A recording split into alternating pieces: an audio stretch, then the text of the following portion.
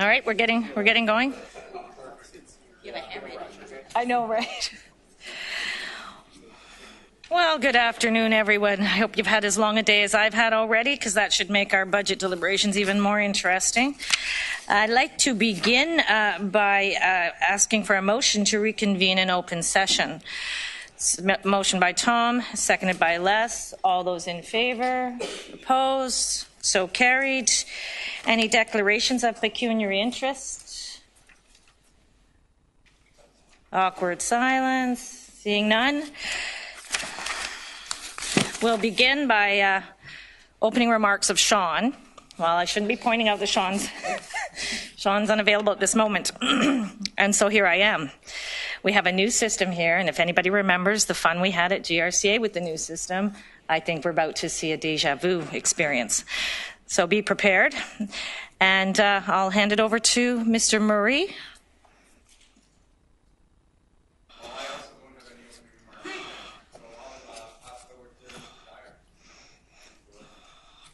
Talking stick is yours.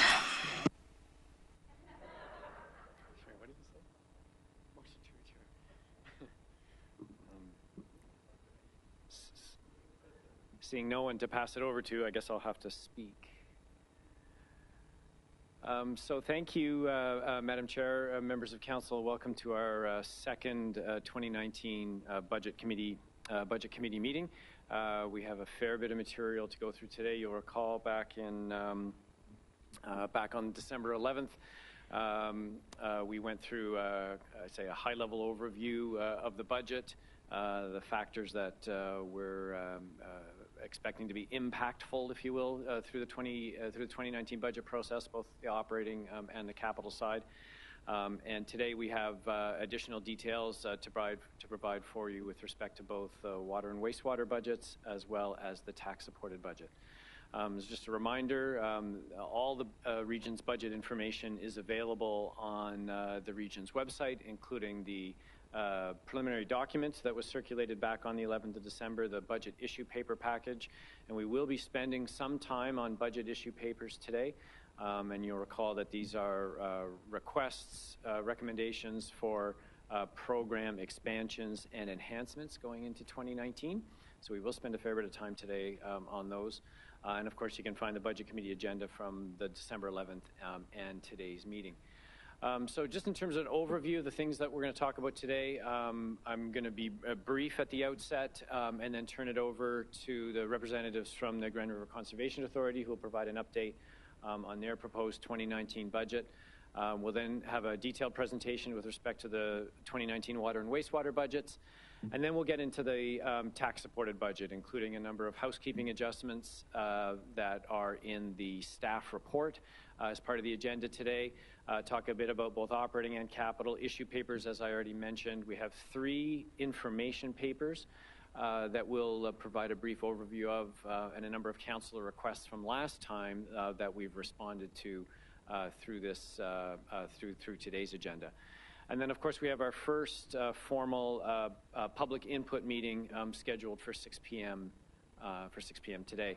And I thought I would just start right off with the requests that we received back on December the 11th. I thought it would be helpful to just provide. I won't go through it in detail. It's basically just to show how each of these requests has been dealt with, and you'll see most of the requests coming out of December the 11th are addressed in one form or another through today's package. There's one item, the one right at the bottom, the funding strategy options for the Regional Transportation Master Plan. We'll be bringing that forward on February 6th, and that will allow us some time to review those recommendations with the Rapid Transit Steering Committee. In terms of challenges, these were the 4 main categories of challenges outlined by Mr. Murray back in December. They haven't changed. I think that's fair to say. Perhaps a little bit more uncertainty at this point now, specifically with respect to development charges and some potential direction that the province might be going through their housing supply action plan, and there'll be a report coming forward from staff to the January 29th committee meetings. So a number of base budget pressures, we'll go through those again today. Infrastructure funding continues to be top of mind for us here at the region, and a number of proposed service enhancements through the budget issue papers. From an overall budget cycle perspective, we're obviously right in the midst of the budget committee review process and public input. That'll take us into February, and we have 2 approval dates scheduled in February. One is February 6th for the user rate budgets, and one is February 19th for the tax-supported budget. And user rate budgets is where we're going to start our conversation today.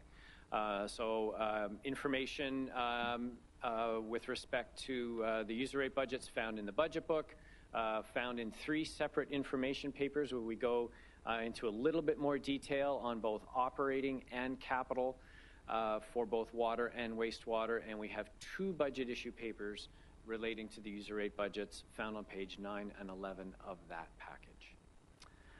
And at this point, Madam Chair, if there are no questions, I will turn the podium over to Joe Farwell, the CAO for the Grand River Conservation Authority. Thank you, Craig. Welcome, Joe. Long time no see. Great. Thank you, Madam Chair. I have with me Sonia Radoja and Karen Armstrong. Sonia is our finance expert, and she'll present the last half of the budget. Karen's our deputy CAO. We'll start with a little bit about the Grand River Watershed, not as much detail as normal maybe, but because we want to get right down to the budget. But it runs for 300 kilometers. It covers an area the size of Prince Edward Island, and it flows into Lake Erie at Port Maitland. There are about 11,000 kilometers of rivers and streams in our watershed. There are 4 major tributaries, the Speed, Eramosa, Nith, and Conestoga. Nith and Conestoga are most floodplain rivers reaches, and so we deal with that later in the presentation. There's about 1 million people here in our watershed, 39 municipalities and 2 First Nations, and the majority of the people live in the 5 main cities in the center part of the watershed. Farming is a really big part in the Grand River watershed. 70% of the watershed is agricultural land. The river is used for drinking water, although most people get water from wells. There is still an important part of the watershed that gets water from the river. There are 30 sewage treatment plants in the Grand River watershed. About the river, the watershed faces some important and really evolving challenges, I would say. Population growth is certainly one of them. There's a need for water supplies, sewage treatment, and groundwater recharge. And this is an important picture. This is the city of Cambridge in the Grand through Galt section of Cambridge. And I will make a note here that this stretch of river has seen some pretty dramatic improvements over the years, in part because of the region's investment in wastewater treatment plant upgrades. I can say that from a chemical perspective, it's got better oxygen profiles, fewer dissolved oxygen problems, it's got lower ammonia. And as somebody who uses this stretch of the river fairly often in my kayak, it actually even smells better and feels better. So kudos to the folks that put some real effort into upgrading those treatment plants. Agriculture is another important part of our watershed, as I mentioned, and it has potential to impact water quality and quantity, and there's a need to deal with erosion. And we have got a long-standing working relationship with the farm community in this watershed, and it's a very positive relationship, and it leads to some very good results. Climate change we've identified that as the issue of our time. It's presenting us with some challenges as both a water manager and as a landowner. We try to deal with flooding almost in every month of the year now. But as a landowner, we get hit with ice storms and real challenges within our park system. This past year, we worked out a new strategic plan and created a new vision for the next 3 years. And it's a healthy watershed where we live, work, play, and prosper in balance with the natural environment. And we really wanted to stress the importance of healthy communities and balance between the environment and a prosperous community where we all live and work. Our mission will work with our local communities to reduce flood damage, provide access to outdoor spaces, share information about natural watersheds, more resilient to climate change. We tried to capture our entire program area within our mission statement. Our strategic priorities are to protect life and minimize property damage from flooding and erosion, and I would go so far as to say that's our highest calling at the Grand River Conservation Authority. We continually work to improve the health of the Grand River watershed. Our third priority is to connect people with the environment through outdoor experiences. We believe that they will protect what they understand and value, and managing our land holdings in a responsible way. In terms of protecting life and property damage, there are 7 main reservoirs that are actively operated to keep flow in the river. And the blue section of the little circular graphs you'll see is the portion that's augmented flow in the summer. So you can see that in the summertime, the majority of the flow in the main rivers is actually from our reservoirs. We work with the province and with the municipalities on source protection planning. A plan was approved in 2016. There's currently some work underway, and I won't go into the details of that, but it's certainly on your slides for future reference. I do want to touch on the Rural Water Quality Program. That's something that I think the region should take a lot of pride in, because you can see it spread to the entire watershed almost. And the history is that in 1998, the region put some capital money into this, and the GRCA agreed to deliver the program on behalf of the region. So we've worked with farmers it's starting in the region, and provided grants to carry out rural water quality program projects. Up to date, there's been 6,000 projects completed in the watershed. More than 18 million in grants, and 50 million of that was invested. And all those grants didn't come just from the region. We source federal funding where we can, but we've drawn the other municipalities into it as well. So we've created almost a watershed-wide program, and more recently Dufferin has jumped into the fray. So that's great news all around. In 2018, there were 88 completed projects in the region, almost 300,000 in grants, $250,000 in landowner contributions. So a real important investment in water quality in our region. Outdoor education, it's an important part of what we do through our nature centers. We put 40,000 students a year through our outdoor education facilities. We do have day camps, and they run in the summertime. And we provide programming for kids and families on weekends. We really think if people are connected with the environment that we live in, they will understand it and value it, and hopefully work to protect it someday. Our conservation areas, again, that's part of our effort to connect people with the environment. They are essentially financially sustainable. They are hardly dependent on weather, but our more current challenges relate to crowding. People are finding them very attractive places to be, and managing the demand is a challenge. Natural areas, connecting people with the environment in a responsible land management program. There's certainly increasing pressures on our lands. I know there's been homeless encampments set up in some of our city lands. Real pressure on use as the population grows. People want to spend some time outside. It puts pressure on some of our lands, and we have a lot of land within the region that's non-revenue generating. That's maybe a little bit hard to see, but each one of those green dots is a GRCA parcel. And again, the public want to use these lands. We have to sort out how we're going to manage them. So we've been working to wind down our residential program through direction of our board, and really focus on those lands we hold for environmental reasons. And I'm going to turn it over to Sonia to take you through the budget. And it's the button on the right. Thank you, Madam Chair, for allowing us the opportunity to present. Just have a few slides on our budget specifics. The first thing to note is that our budget is actually not approved until the end of February. So the version that we are speaking about today is a draft version. In terms of our revenue of about $34 million, the composition has not changed significantly over the years. It's about 1/3 of the municipal levy, and almost half is self-generated. And the significant item to note here is that the general municipal levy is going to be is proposed to be increased by 2.5% in 2019 overall for the GRCA, and that represents a slight 2.8% increase related to our operating expenses, and our capital levy is being held constant. And also should note that we have a few million that we spend on special projects, and that there are always additional funding sources for those, and we do not rely on the municipal levy to fund them. Again, expenditures, the composition has remained fairly consistent over the years. In terms of our operating budget, it's about 26 million out of the 34 million. And we have our water control structures that we manage, flood forecasting, resource planning, and lands management that fall in that area.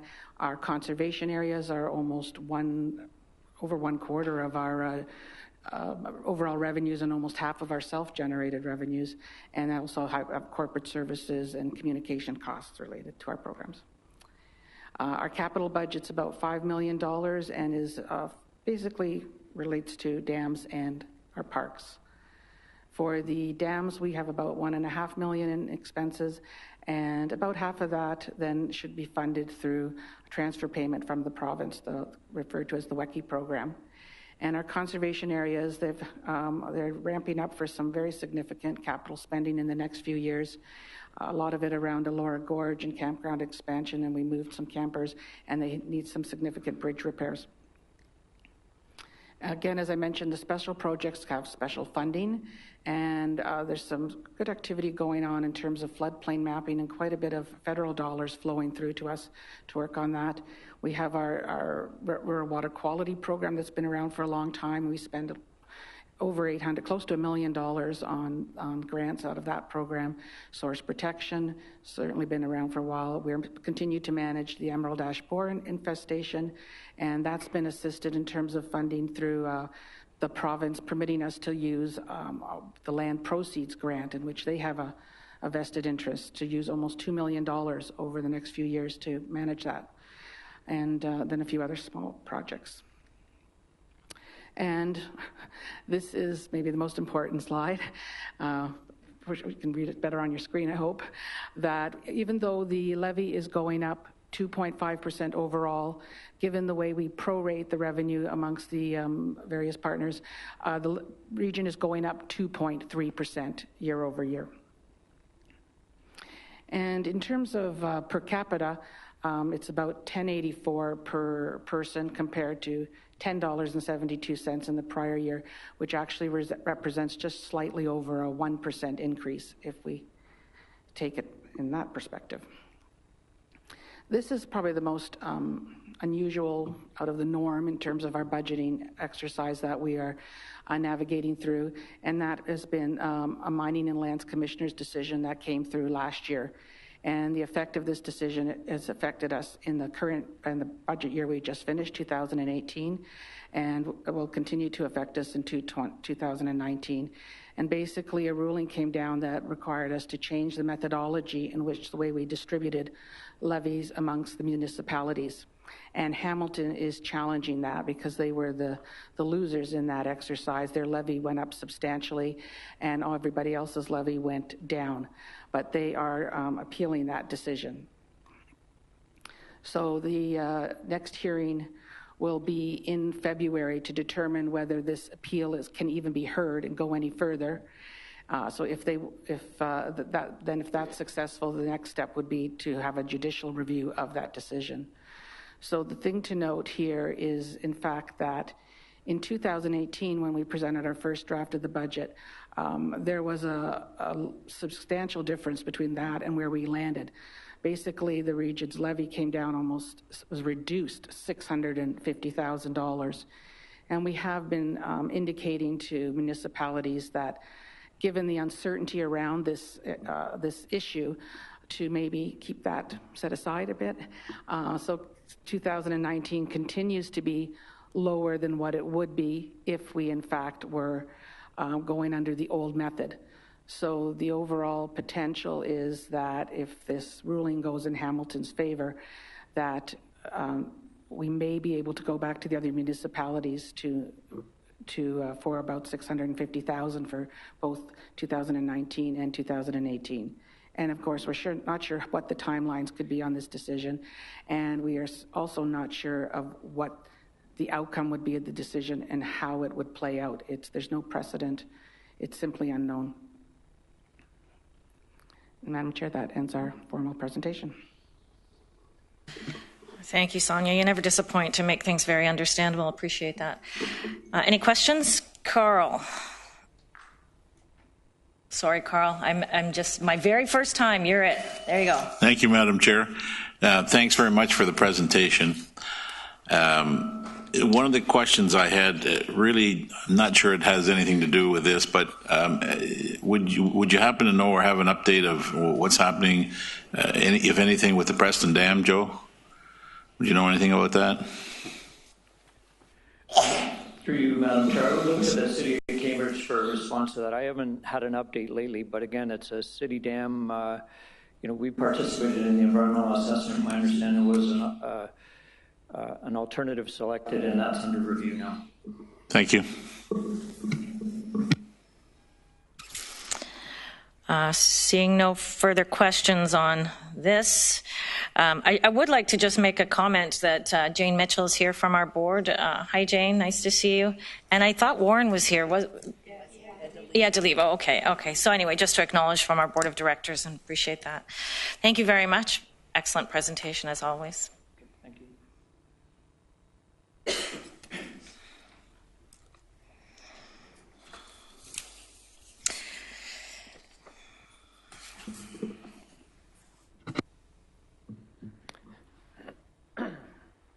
Excuse me. At this point, Madam Chair, I'll turn the podium over to Nancy Kadusek, and Nancy's going to run us through a presentation with respect to the 2019 proposed water and wastewater budgets.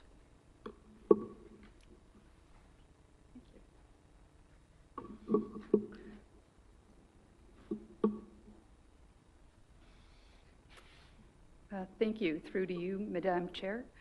This is the 2019 user rate presentation. Water Services, as you know, supplies drinking water and treats wastewater for the region of Waterloo and provides collection and distribution services for North Dumfries and Wellesley. And just as a little reminder, we have 7 different areas in Water Services. The Water Supply Group, which operates the treatment facilities, that service is provided by region staff. The wastewater treatment operation is provided by the Ontario Clean Water Agency. We have technical services of hydrogeology and source protection, and they provide the source protection planning and compliance with the Clean Water Act requirements. There's also the engineering and planning group, which provide master planning, environmental assessments, EAs, and work on planning issues. We have environmental enforcement and laboratory services, and they provide spills response as one of their requirements. They also do a sewer use bylaw enforcement and provide laboratory services. There's water efficiency and finance admin.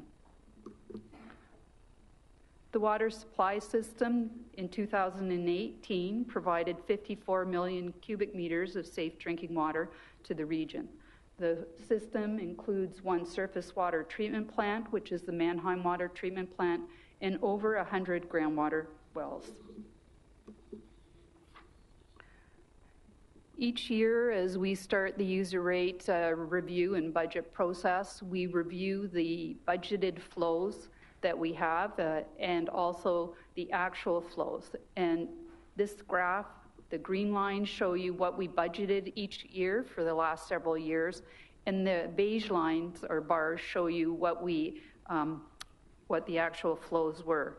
In 2018, we budgeted 53.7 million cubic meters, and we actually treated and supplied 54 million cubic meters. So a very small variance there. For 2019, we projected out a flow of 53.6. We have been seeing that the water flows have been very flat over the last couple of years, and we adjusted them accordingly. For our operating budget, staff work very hard to keep costs close to inflation, and the operating budget is at 35 million. This pie chart really just shows the breakdown of the operating budget. So looking at staff at 28%, that's about 9.9 million. Utilities are sitting at 23%, which represents approximately 8 million. Other operating expenses of chemicals and maintenance are at 24% and just a little over $8 million, and the fixed costs are sitting at 25, which again is just slightly above that $8 million mark. On the water capital budget, the water capital program is at 481 for 2019 to 28, and again it was held very close to what it was in 2018. The planning and studies that we do are 58 million. The water main work that we'll be projecting out over the next 10 years is at 64 million. Our asset management and infrastructure program is 180 million, and it includes an investment of 19 million for SCADA, as well as continuing to invest in asset management, condition assessments, and doing work on our work management system and the implementation of a new software as a corporate initiative called Lucidity. We're also doing a number of upgrades at various facilities throughout the region, and that represents 173 million. One of the new projects we're looking on is optimizing our Elmira and St. Jacobs system. So we're actually putting a twin or backup line into St. Jacobs and Elmira, and that's part of that project. We're continuing to work on Conestoga and Westmount Rose. In 2018, we put a water main between Conestoga and Westmount Rose water supply system, and took those wells offline and to provide a secure supply. And this year we'll be connecting the Conestoga Plains plant to St. Jacobs to provide water to those systems. Cambridge Distribution is getting a major upgrade in its distribution system, which includes a new water tower, and we're working on a project right now to site where that water tower will be located. And we're also working on a Williams and Strange Street project where we'll tie those two treatment plants together. So the water from Williams Street will be piped across to Strange Street, and from there we'll have one treatment plant that will provide water both to Kitchener and to Waterloo.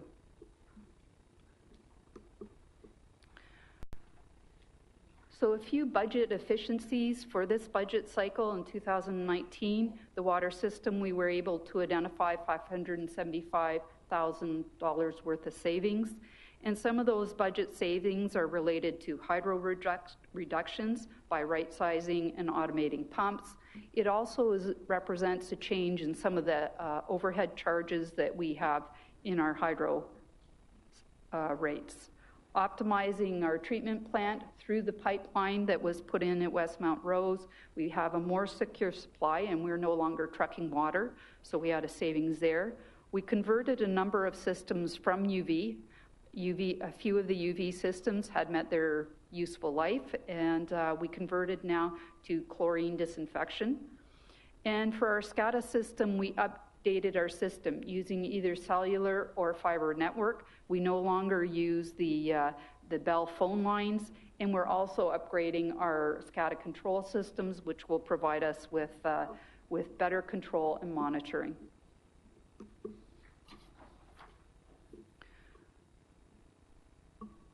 For this graph, this is really just to highlight our hydro usage, and over the years, we've been working to invest in equipment and processes that will allow us to reduce our consumption.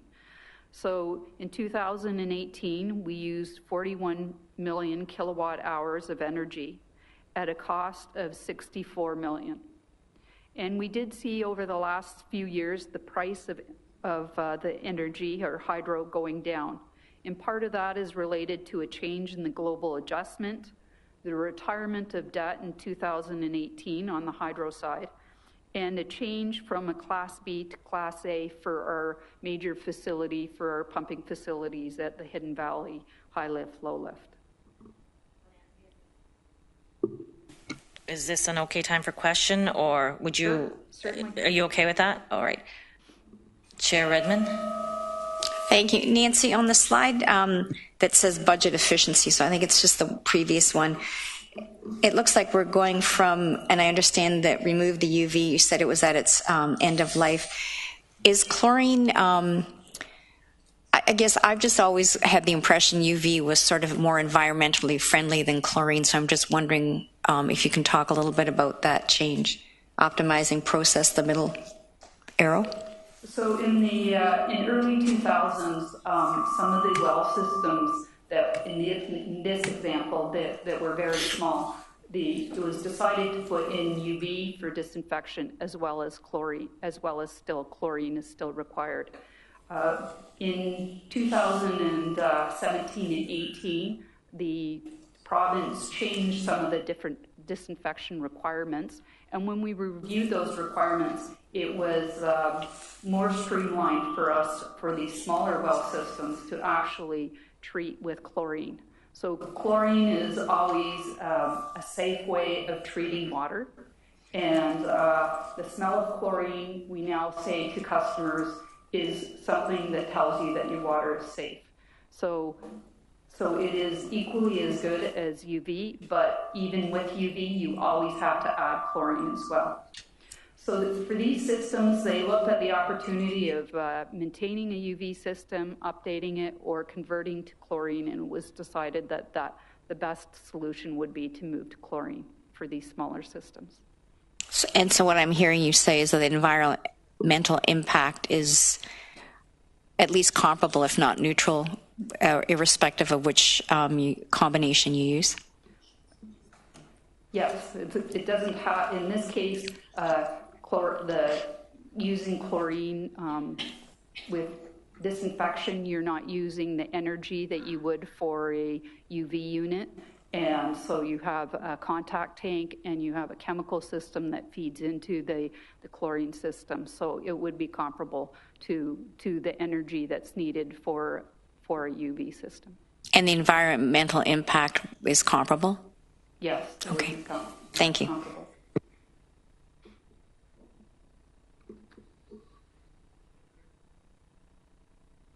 Okay, thank you. And just for some program initiatives, compliance is always top of mind in the water industry. And in 2017 and 18, we met all our Ontario drinking water standard requirements and our inspection criteria requirements. For source protection, this is something fairly new with the risk management office that we have. And this year or last year, they completed 34 risk management plans. They're continuing their work on educating and have various programs about source protection and continue working on their awareness on salt impacts to our water supply. We also spent a lot of time working on asset management, improving our capital optimization, how we align our work between engineering, planning, and design and construction, and how we monitor and report on our capital programs. We have completed 60 condition assessments that feed into the asset management program and also are working on a Lucity implementation. Lucity is the software name for the work management system that we'll be using.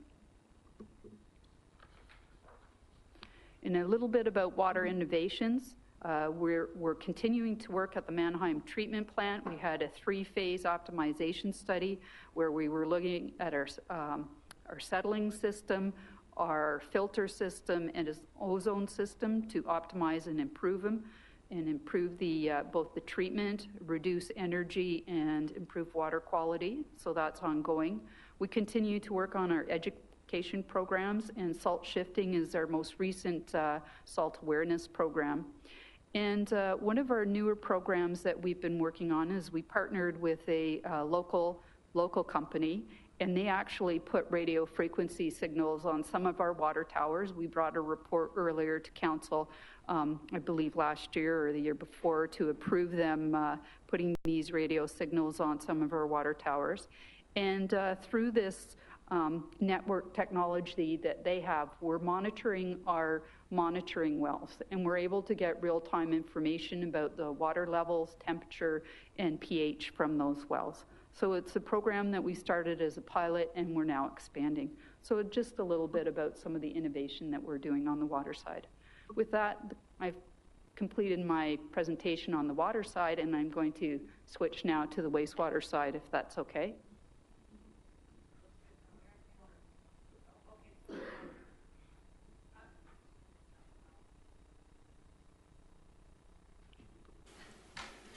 Thank you, Madam Chair.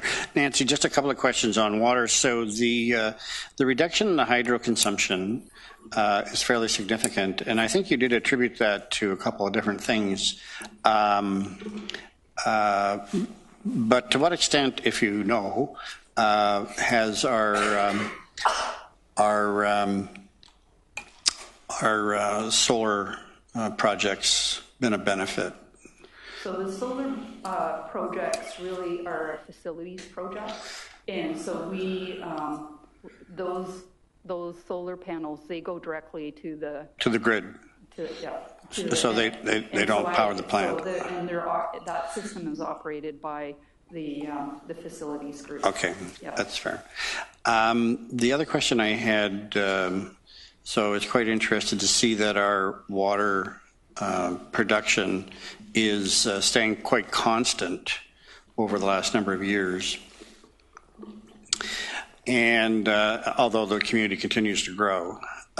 So you may not have it with you, but could we get the peak demand numbers for the same years?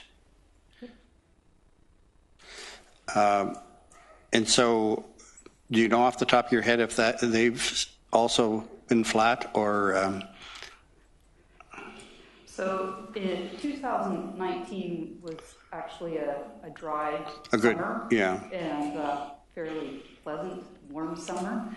So, and notwithstanding that, you can see that over the summer period, we did see some higher peaks usually in May and June, but then it usually flattens out in July and August, and that's because most people go on holidays over July and August period. So we can get you the peak demands, but I think they were still well within kind of normal operating ranges. So I think the fact that we're at 54 million, it showcases that our water efficiency program and then our outdoor water conservation bylaw is still working. And so I'd like to see the peak demands if you could provide them for the same years. Also, is the ASR system at Mannheim? Yes. To what extent are we using it? We still use it. The ASR system is still being used over the summer periods to supplement water. It is also being used for when we need to take well systems or Mannheim system down for maintenance purposes.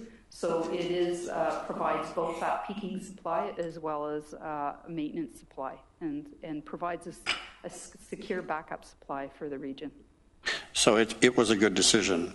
It was a good decision. And has helped us meet the peak demands. So in 2016, you recall, we had a period of time where we had a spill in the Grand, and we actually took our Mannheim water treatment plant off for roughly 2 weeks plus, and we used the ASR system to supplement the water supply. And between the groundwater and the ASR, we were able to meet all the demands. That was the April event, and it demonstrated that how valuable the ASR is to the water supply system. Oh, that's good. Thanks.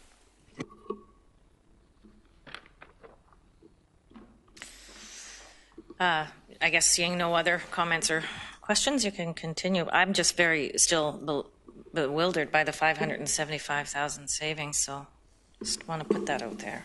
It's very good. On the wastewater side, we have 13 wastewater treatment plants. They range in size from 120 million liters a day to less than 1 million liter a day. We have one biosolids handling facility, which is our Manitou biosolids facility, and we have 6 pumping stations, and we're just in the throes of commissioning one more. In 2018, we treated 60 million cubic meters of wastewater.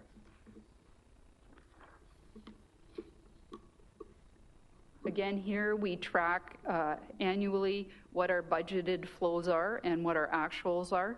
And again, the green line shows you what we budgeted. The beige lines are our bars are the actual. And what's kind of interesting is you look at 2014 and you can see that the beige bar is actually higher than the green. And after that time, you can see that the green was a little bit higher than the actual. And if you think back to climate and climate change, this is really the impact of this lack of snow that we're seeing. So we haven't seen the same sort of snowpack, and it hasn't impacted us in the same way. So normally we would get some peak flows coming in January when we have a spring thaw in April, and we're not seeing those. So the impacts of climate change we're monitoring. We've been adjusting our budgeted flow. And for 2018, our actual flow was 59.9 million cubic meters, and we had budgeted 62.5 cubic meters. Taking this into consideration for 2019, we have been looking at reducing our flow and recognizing that impact of climate change, and we reduced the flow to 61.1 cubic meters for 2019.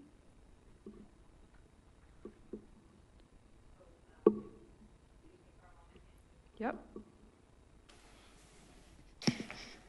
Thank you. Right, I didn't even notice. It's okay. Through you, Chair Jowett. When you talk about the wastewater flow reducing and you relate it back to the snowpack, is there an element of infiltration being improved that also affects that? Right. So normally with rain events and with the spring freshet, we would see increase in flows, and we still see those impacts of the rain events, but overall we are seeing that, you know, we're monitoring the snowpack over the last couple of years. We haven't seen it in the same way, and it hasn't impacted the wastewater treatment plants in the same way. So yes, there's I&I work going on in the local municipalities to improve or reduce I&I, but inflow and infiltration to reduce those. But we're also recognizing the impact of climate change as well.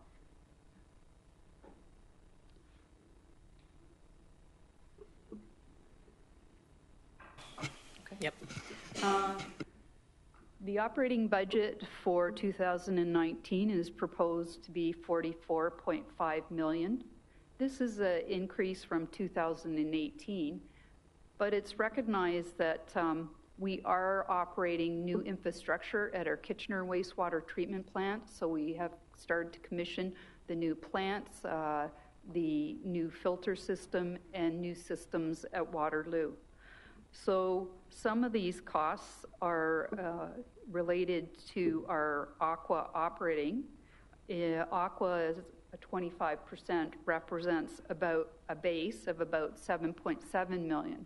And that's a 2% increase in their base, which is according to the contract terms that we have with them.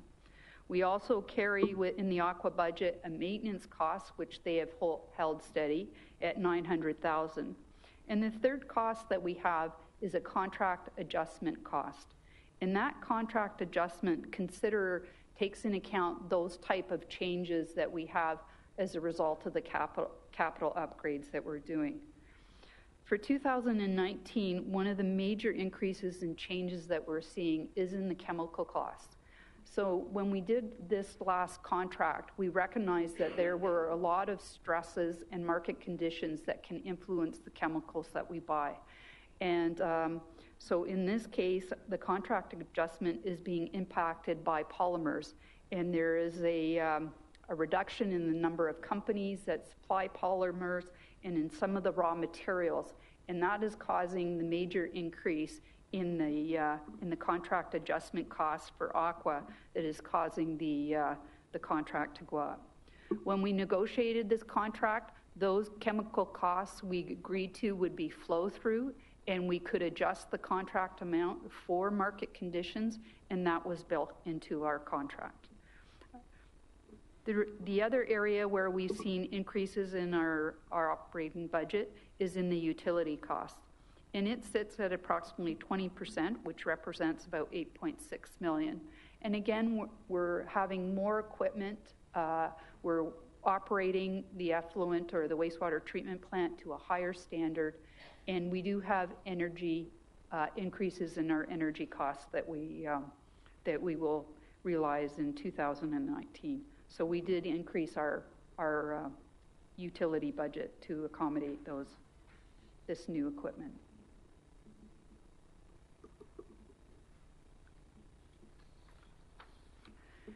In the wastewater budget, the 10-year capital program is at $526 million. We completed a biosolids and wastewater master plan last year. And when we did that, we were able to incorporate the recommendations into our capital program, and that helped reduce our 10-year capital program by $77 million. We also were able to look at some of our growth-related projects and look at the debt we had, and we were able to reduce our debt by $87 million. The major treatment upgrades that we'll be looking at over the next 10 years include Kitchener, Hespeler, and Galt. And even though we're working on finalizing in Kitchener the contract 3 and 4, we'll be starting a contract 5 over the next 10 years, which will be at $94 million. Our Hespeler wastewater treatment plant is getting some upgrades as well, and that's estimated at around $26 million. And Galt is also having some upgrades, which is estimated at $63 million. The growth projects, New Hamburg wastewater treatment plant, that project is underway right now. And the Waterloo project, we're working on how to best optimize and do that growth-related project in the future.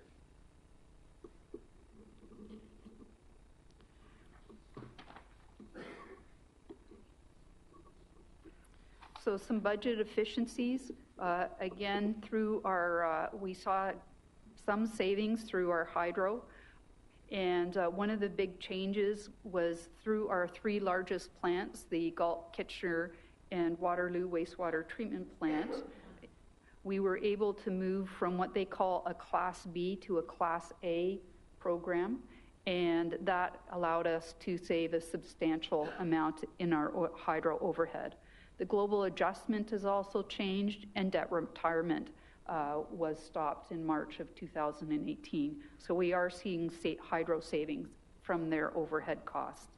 We're using our online controls to optimize our aeration process or biological process in trying to improve treatment, but reducing the energy and process controls that we need.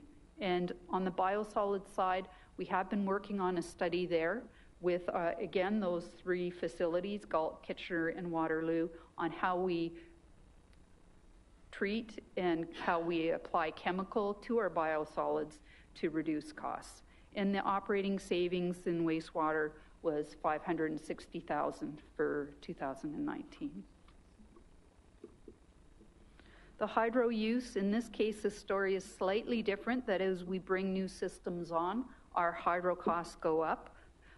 We have made a lot of smart decisions to try and reduce that increase or minimize that increase.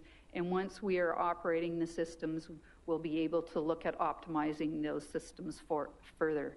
So in 2018, we used 42.7 million kilowatt hours of energy. And you can see up above, there's 2 lines. So the bars show you how much energy that we've consumed, and the lines above show you the cost. And you can see in 2018, there's a little triangle and a square. And the square is the $5.7 million is what we're being charged for hydro. And the triangle is what we would have been charged if we had not gone from the Class B to the Class A system. So I just thought it would be good to highlight some of those changes and decisions that were made.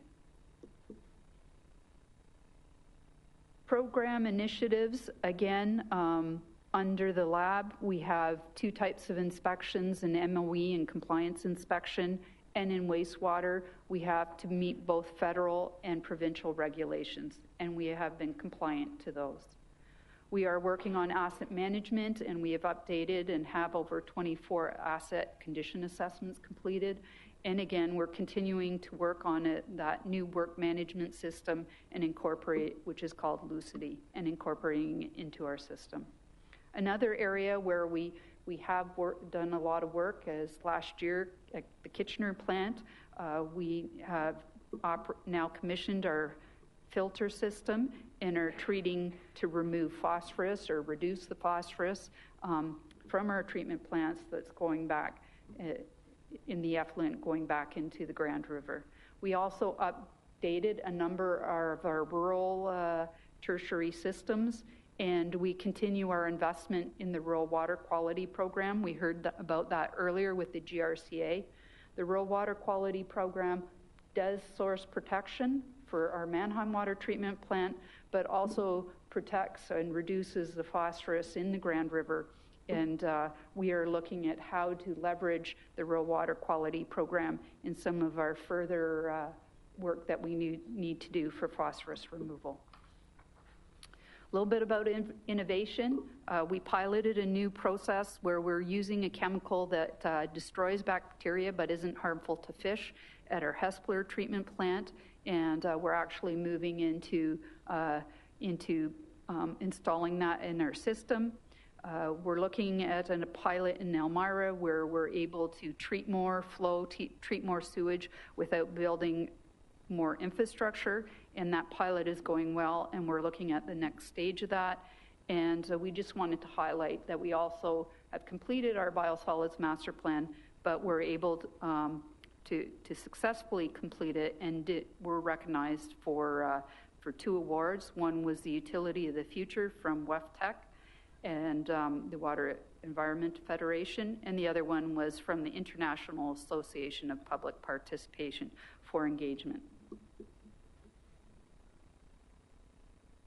So for the wholesale user rate, we're recommending that a 2.9% increase in water, which would make the rate $1.07 per cubic meter. And for wastewater, we're recommending a 6.9% increase, which would make the rate $1.25 per cubic meter. Based on 204 cubic meters of consumption, that cost annually would be $475. And in case you were wondering, you could, for $1, fill your water bottle 900 times, a little bit over 900 times, based on this rate.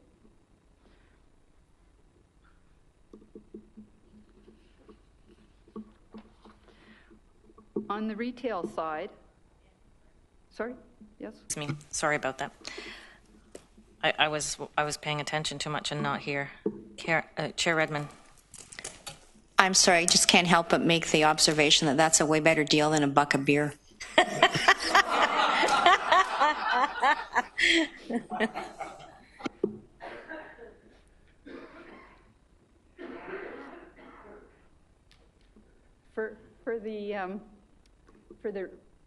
For the retail rate, there we're recommending for the water $2.99 per cubic meter with a $10 monthly flat charge, and for wastewater a $2.23 per cubic meter charge with an $8 monthly charge. The household costs based on 204 cubic meters annually would be $730 for water and $551 for wastewater. And not everyone has water and wastewater services in the township, so that's why we separate it out. And again, for $1, you can fill your water bottle over 320 times.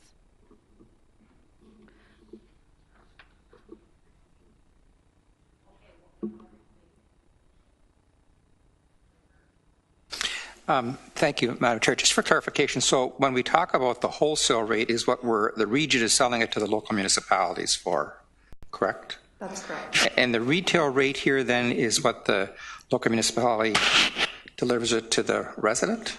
This is only for North Dumfries and Wellesley. So the region owns and operates North Dumfries and Wellesley distribution and collection systems. So this rate would only apply for North Dumfries and Wellesley. Thank you.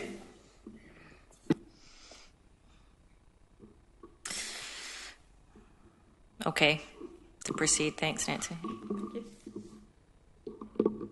Good. Oh, we're up for questions, and that was the only one, so nothing burning. Okay. Thanks.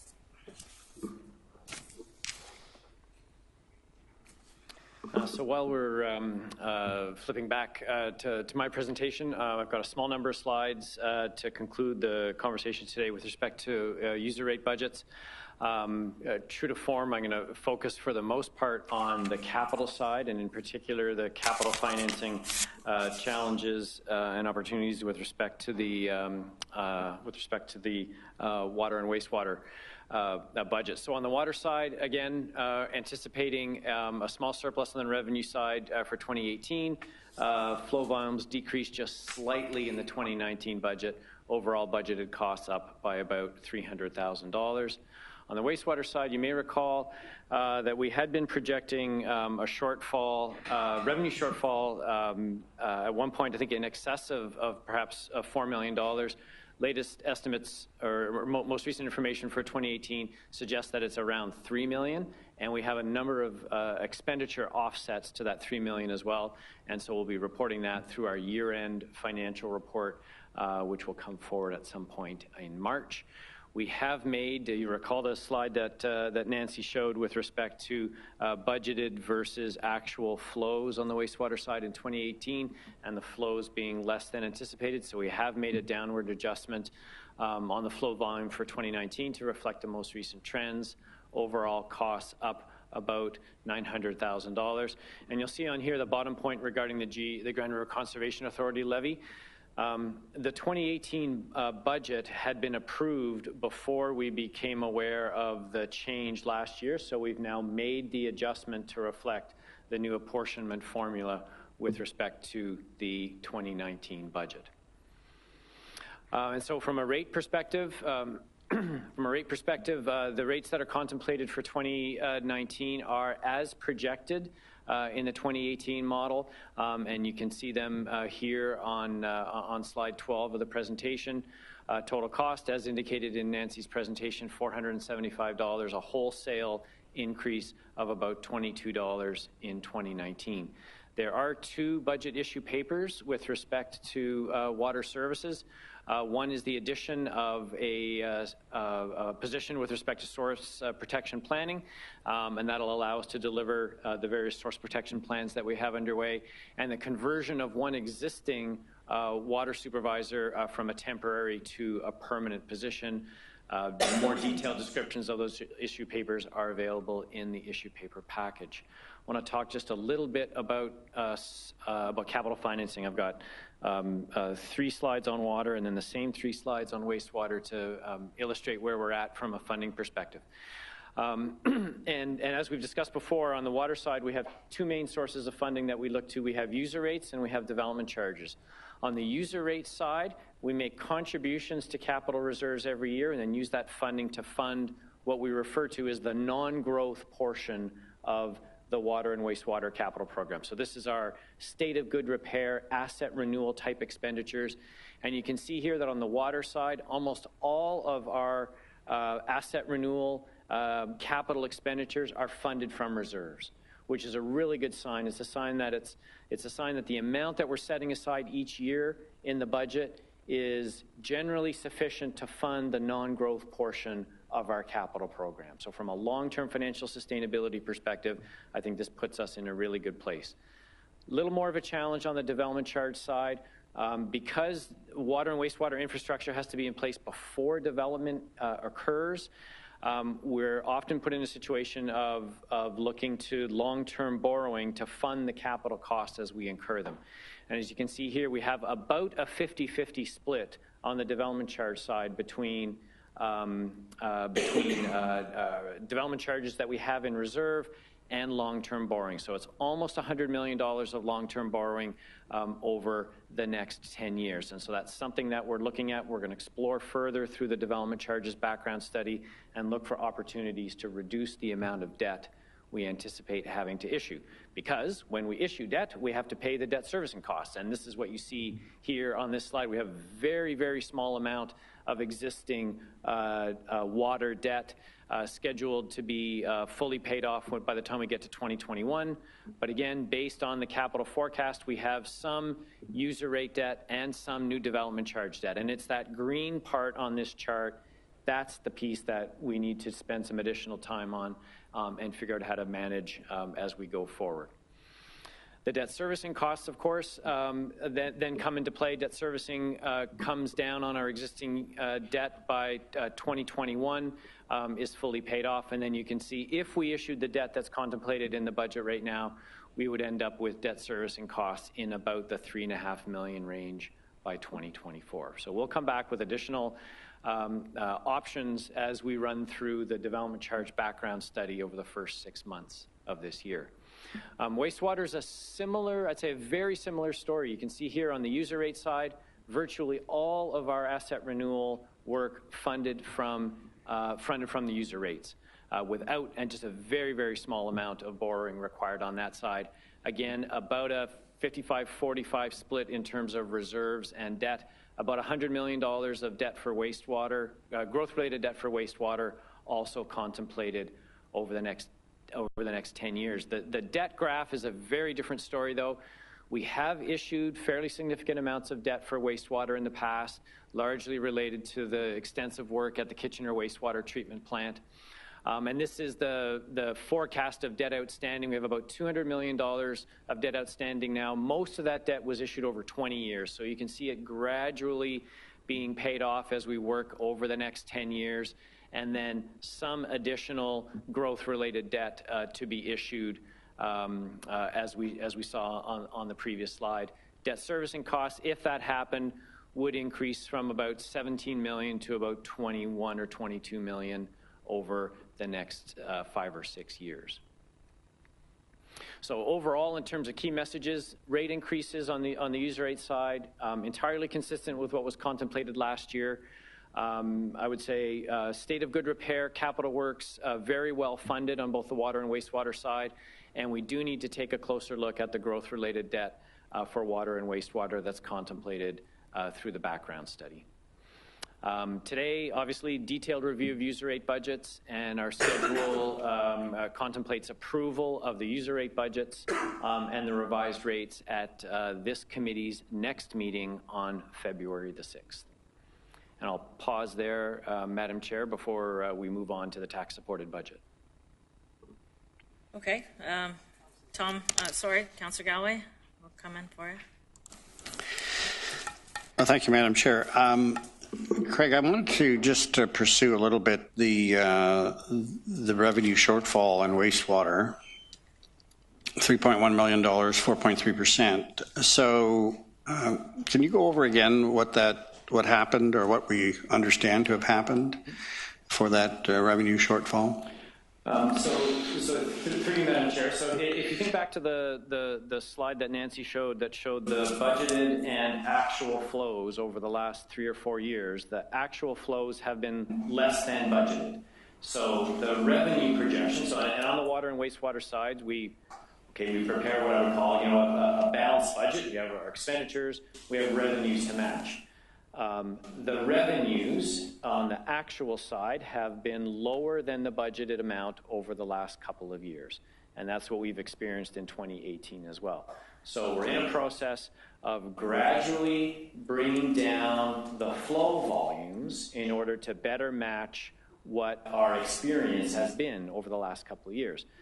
The challenge, of course, is if we bring those flow volumes down too quickly, then that has an upward pressure on the rate.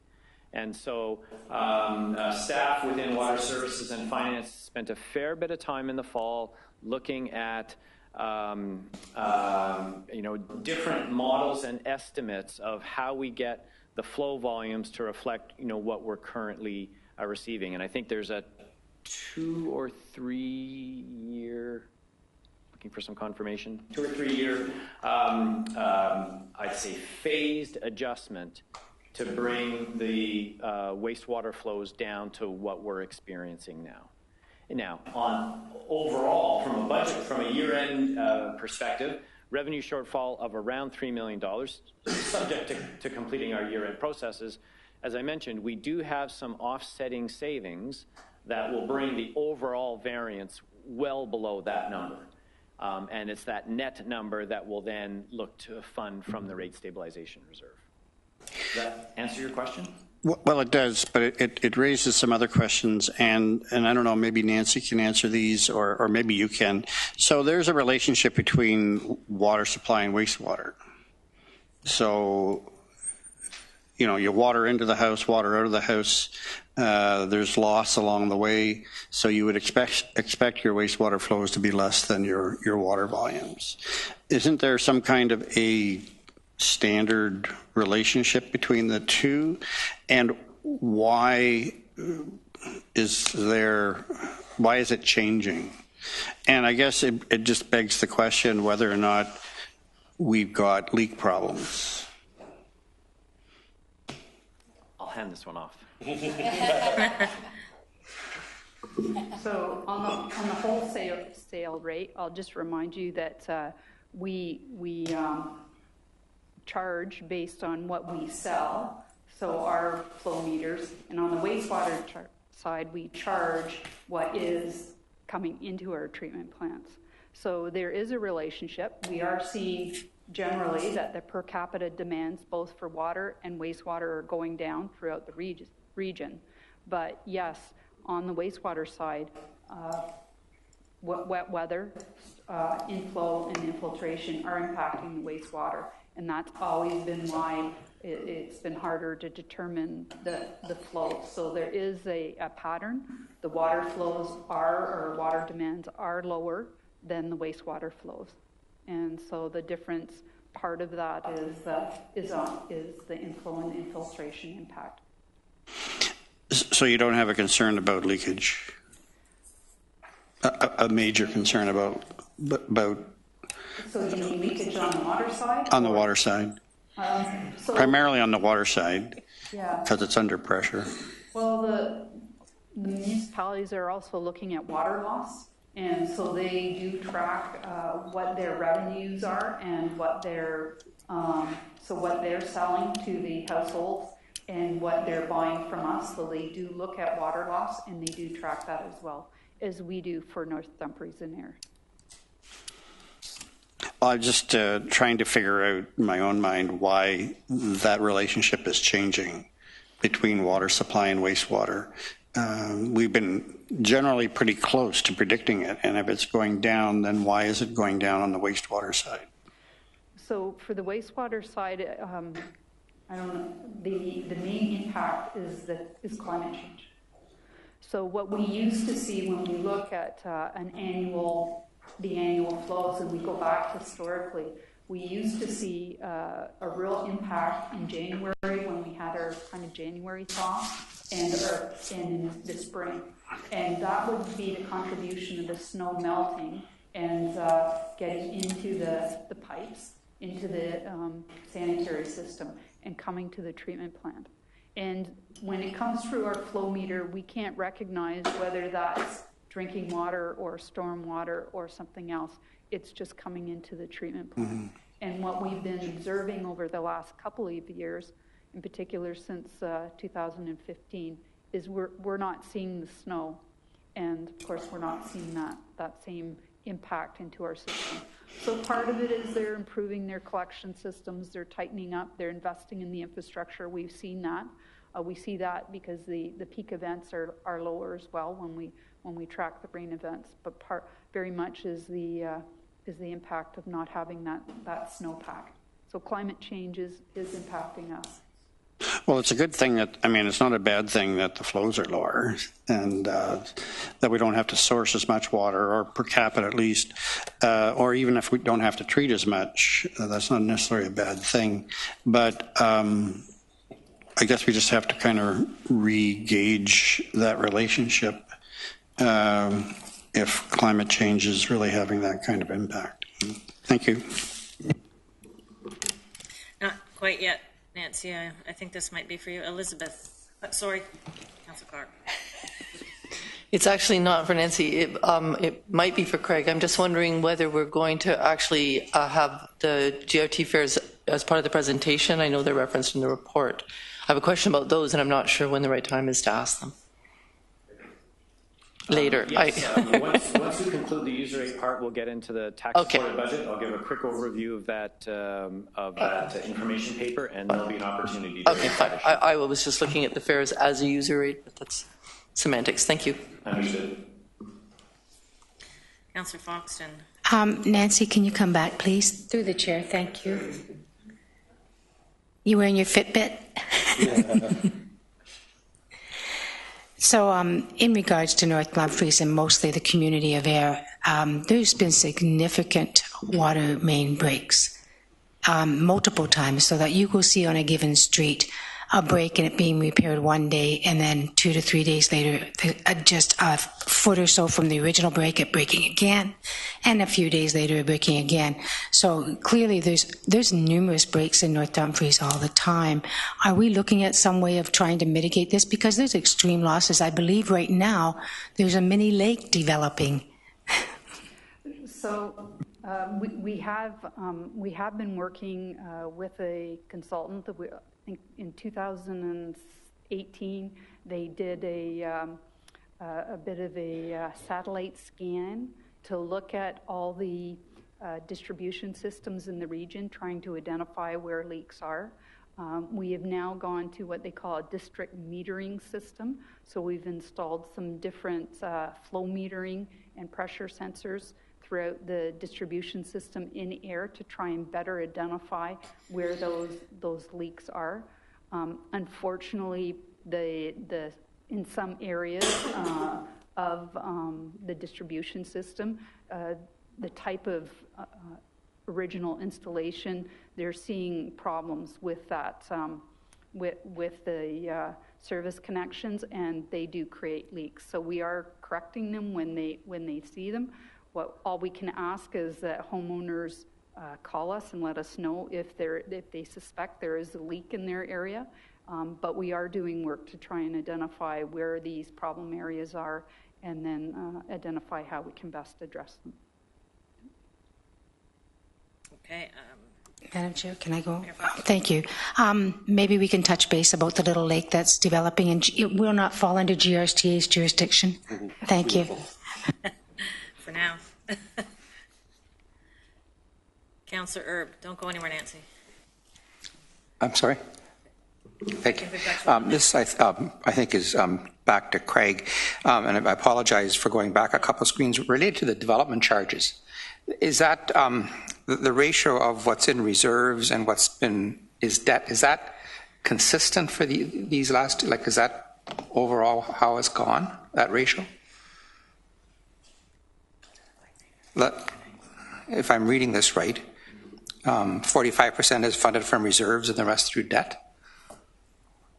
I'm just going to go back here. Is that historically the way it's worked? It's a really good question. The answer is probably not.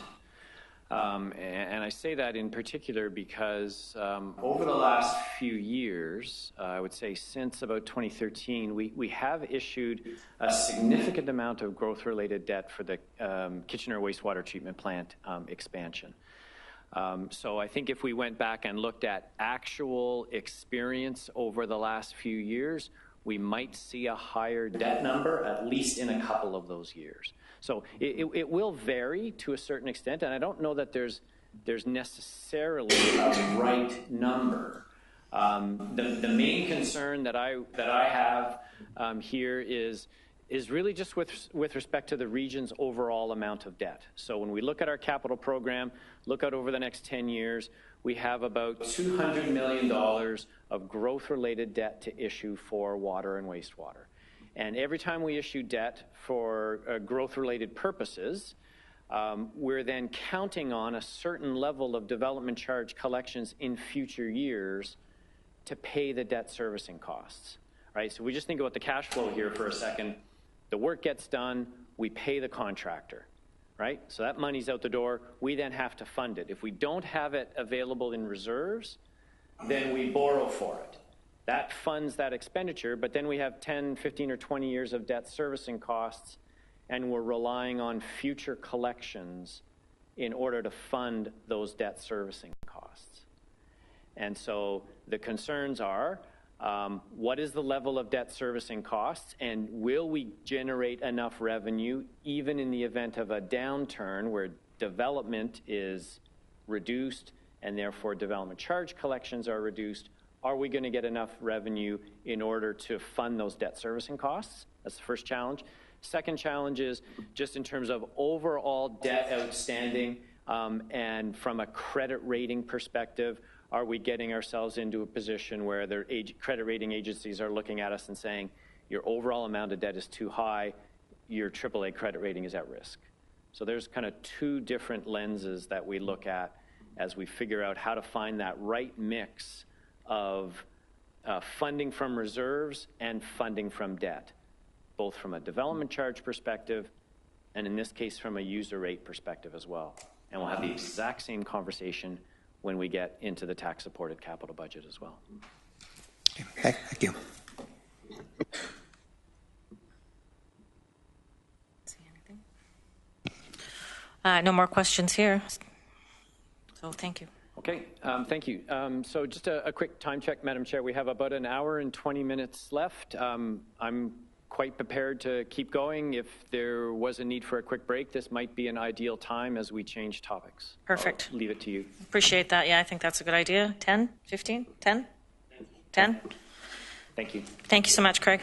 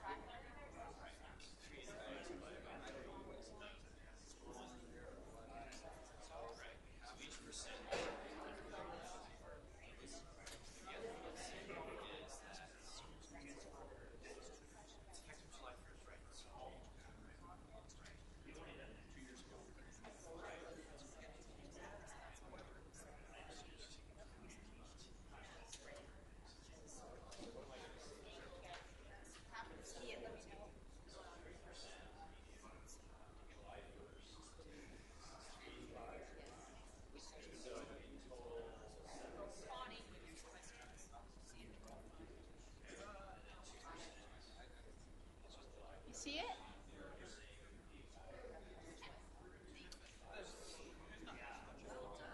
Yes, that's really appreciated. No, I know.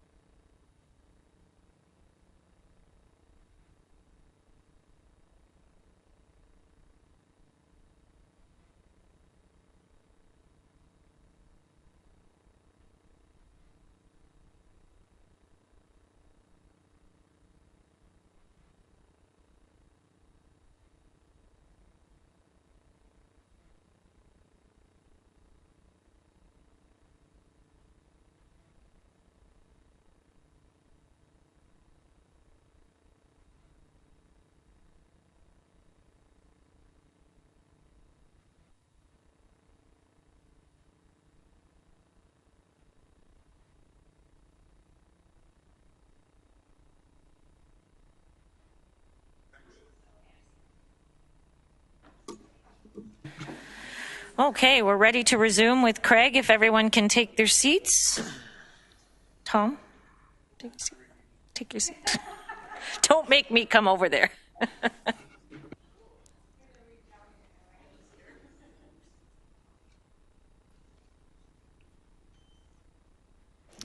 Okay, thank you, Madam Chair. We're going to now turn our attention to the tax-supported budget, and we have a number of different pieces to get through here. Some I'm going to go through fairly quickly. There's a couple of these items that we should, I think, spend a little bit of time on to discuss. And so we're going to start right off with some housekeeping adjustments. So on the first page of the agenda, actually, I'm sorry, the second page of the agenda, we have three relatively minor adjustments that we're proposing to be made to the tax-supported budget. The first relates to the levy notice that we received from MPAC, which is about $31,000 less than we had in the budget. So we're recommending that adjustment. We've also been advised of some additional federal funding for homelessness initiatives, $109,000.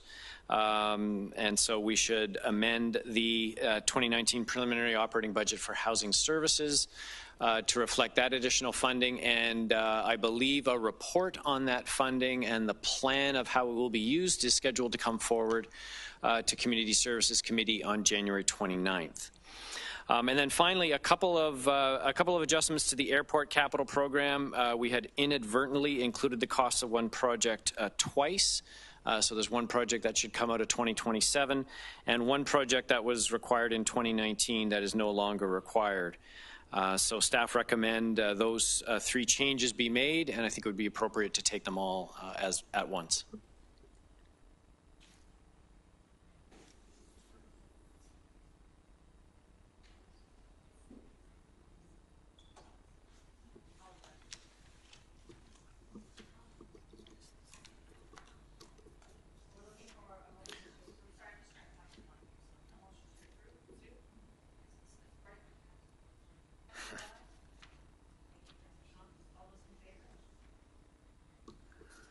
Okay, thank you, Madam Chair. And I apologize, I don't have a slide for this one, but also on the agenda is one item that was referred to Budget Committee last week from the Community Services Committee.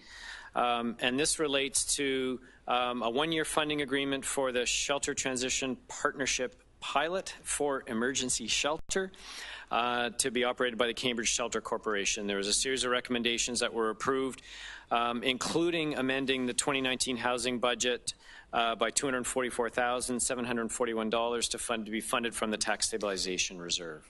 So I think it would be appropriate for Budget Committee to consider that recommendation at this point. It has no impact on the property tax levy.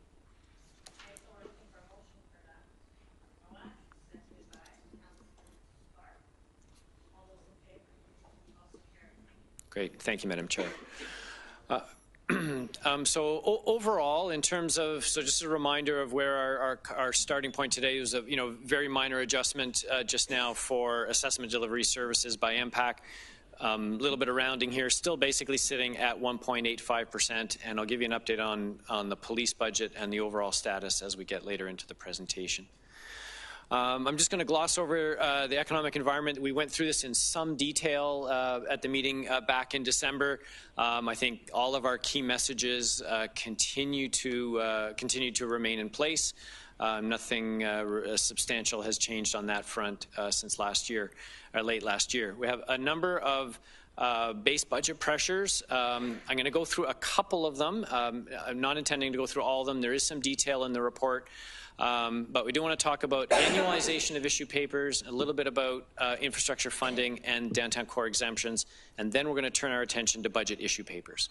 So first of all, in terms of the major budget pressures, the first one, as we talked about last time, was the annualization of program expansions, issue papers approved in the 2018 budget, adds about $2.4 million into the 2019 budget. That is reflected in the base budget figures that we presented back in December. On the infrastructure funding side, we've talked before about moving to a more sustainable way of funding our asset renewal, state of good repair type expenditures. We've been working towards full funding of all of our vehicle replacements. I would say we're there with the exception of GRT transit buses, and that will take a longer term strategy to get us to that point. But we have been increasing funding for our facilities, and in the 2019 budget, we've included a provision to fund some of the waste management capital program, which to this point has been almost entirely funded by debt issuance. And so built into the budget is about $3.6 million in increased funding for capital, which, if approved, overall would allow us to avoid about $36 million of debt issuance over the next 10 years and the resulting interest that would be paid on that debt over that period, which amounts to, over the life of that debt, about $7.3 million. This is a fairly significant shortfall that we're trying to get at, and I have a slide later in the presentation that quantifies it. I do want to talk just a little bit about development charge exemptions. Going back to the period of 1999 to 2009, the region did provide core area development charge exemptions to all 7 municipalities. That policy was changed in 2009 to match any policy provided by the local municipality. And that was further changed in 2014 with the introduction of an expiry date of the exemption, and that will be on February 28th of this year. I'll pass over the history. Why this is important is that a voluntary or discretionary development charge exemption must be funded. Staff brought forward a report back in late 2017 to establish a funding strategy because we are what we know will happen, and what is happening is a significant number of building permits coming through before the exemption will require a significant amount of funding of those exemptions. The strategy was to fund those exemptions over 10 years, and the key piece from a budget perspective is on the transportation side. So within the roads budget, we introduced $750,000 of funding in 2018. There's a further $750,000 in the 2019 budget, and we're anticipating a final approximately $750,000 in 2020. That being said, we are updating our estimates, and we intend to report back at the February 6th Budget Committee meeting with an update of what we think the overall costs of the exemptions will be. Moving on to provincial subsidies, this is a repeat from last time, but just as a reminder, we have about $270 million of provincial funding reflected in our budget. We did get notice last week on the item at the top of this list, the transit. This is the provincial gas tax funding announced basically at the level that we've budgeted for 2019, so no budget adjustments required there, but obviously some uncertainty around some of those figures with respect to the level of funding that we may get from the province in 2019. One of the requests we had last time was for some additional details on base budget reductions. We advised that we had identified about $2.2 million in total of reductions, about 1.1 in user rates, 1.1 in the tax levy, and so we further classified those reductions to supplies, utilities, fuel, maintenance, about $545,000. Services and consultants and grants, about another $250,000, some minor program support costs of $64,000, and some staffing related costs of $285,000. So that's kind of the breakdown on the tax side of that $1.1 million. Now, turning our attention to budget issue papers, which I think is going to be the main focus for the next 45 minutes or so. We have a package of budget issue papers that was distributed back in December. I'd like to go through some of those issue papers now. Probably not all of them. Some of them we have on a summarized level. Some of the more significant ones we want to provide some information on. And this is certainly a good opportunity for Council to ask any questions about those issue papers. We have staff here prepared to respond to those questions and provide as much clarity as we can about what's being proposed for 2019. At a high level, the cost of those issue papers is about $10 million in total. there'd be about $6.3 million would be reflected in the 2019 budget if approved. Annualization about another $3.4 million. So it is important for us to be aware of the decisions that we're making in the 2019 budget that have implications going into 2020. There are a couple of issue papers that actually don't have a levy impact, at least not directly. We have requests for additional facility project management staff to complete facility-related projects to a certain extent coming out of master plans, but also on the asset renewal side as well.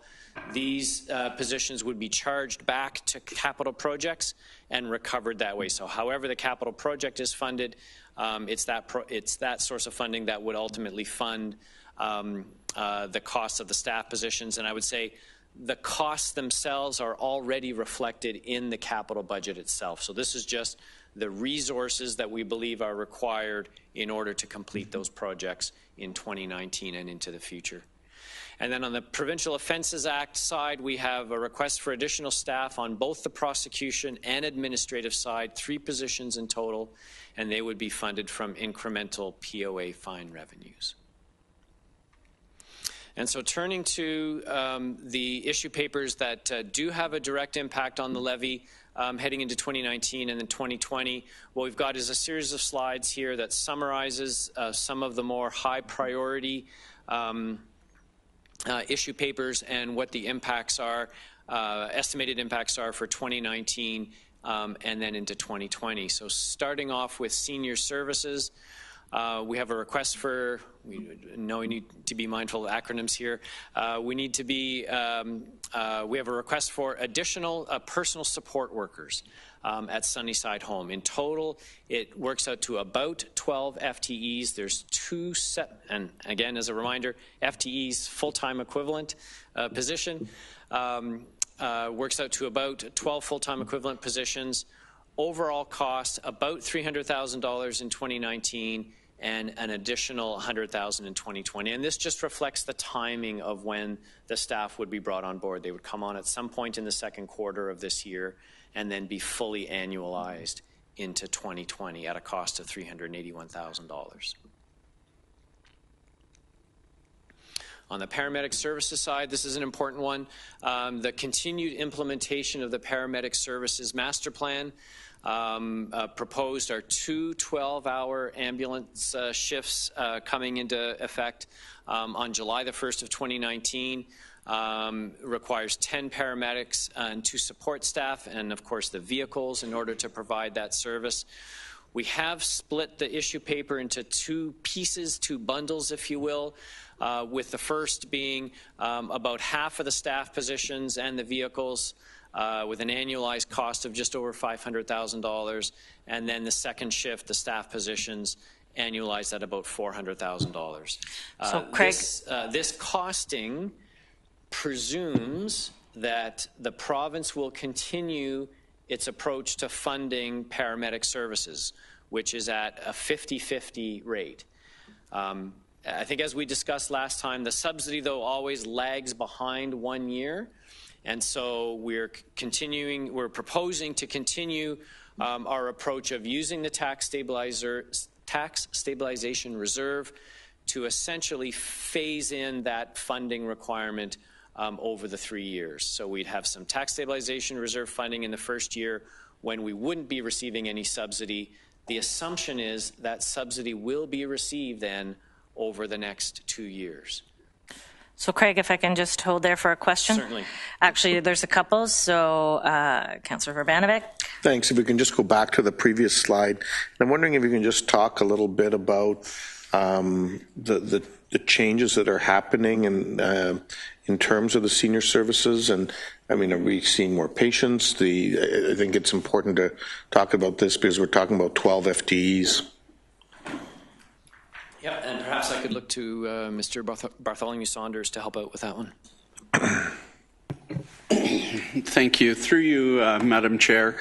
There are a few things happening. One is that we are almost at, I think it's 96% of our residents are coming in as emergency admissions, which is quite different than how residents used to come in. So these are high acuity, high needs, often folks with high behavioral responses, and in some cases need, or in many cases need one-on-one support. So part of what's being asked here is to have a group of staff that will be available for providing that one-on-one support that typically we draw from our casual pool from, but as we draw from that, we don't have enough staff then to cover off sick, vacation, nights, weekends, etc.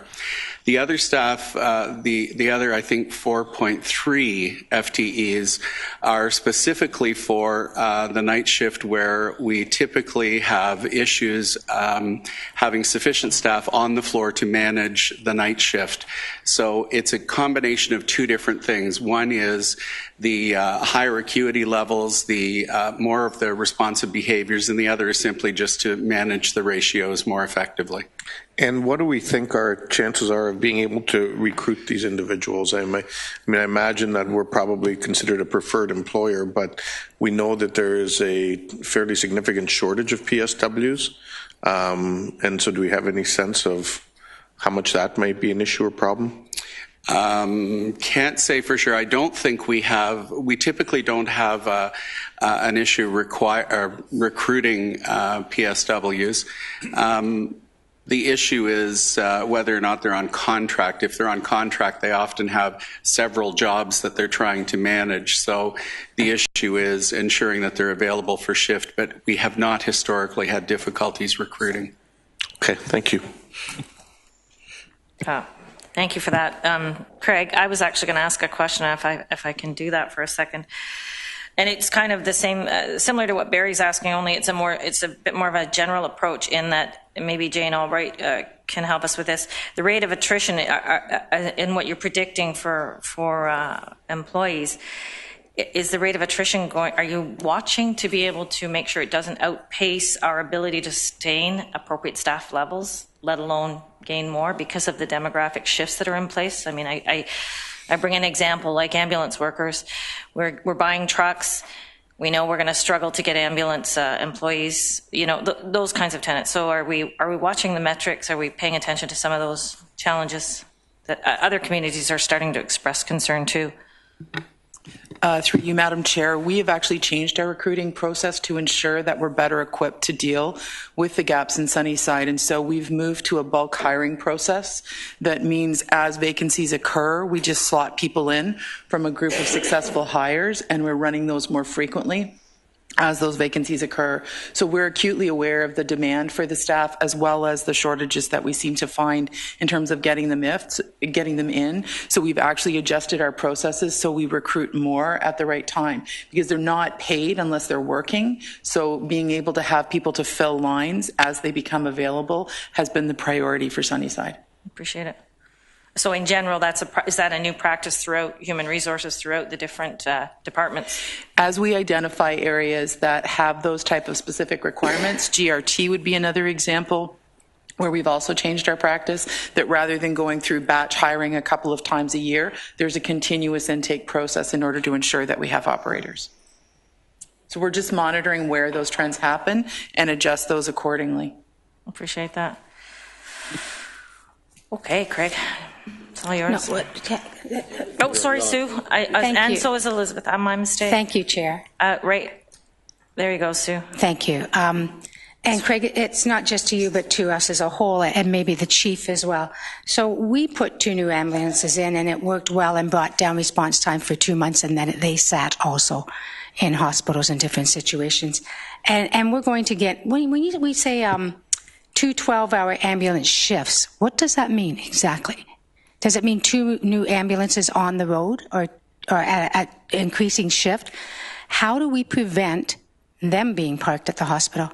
See, I don't think we've dealt with the issue of offload. And once again, I'd like to recommend that we look at hiring even a unionized staff or 2 in the hospitals that these patients can be offloaded to so that we can free up ambulances.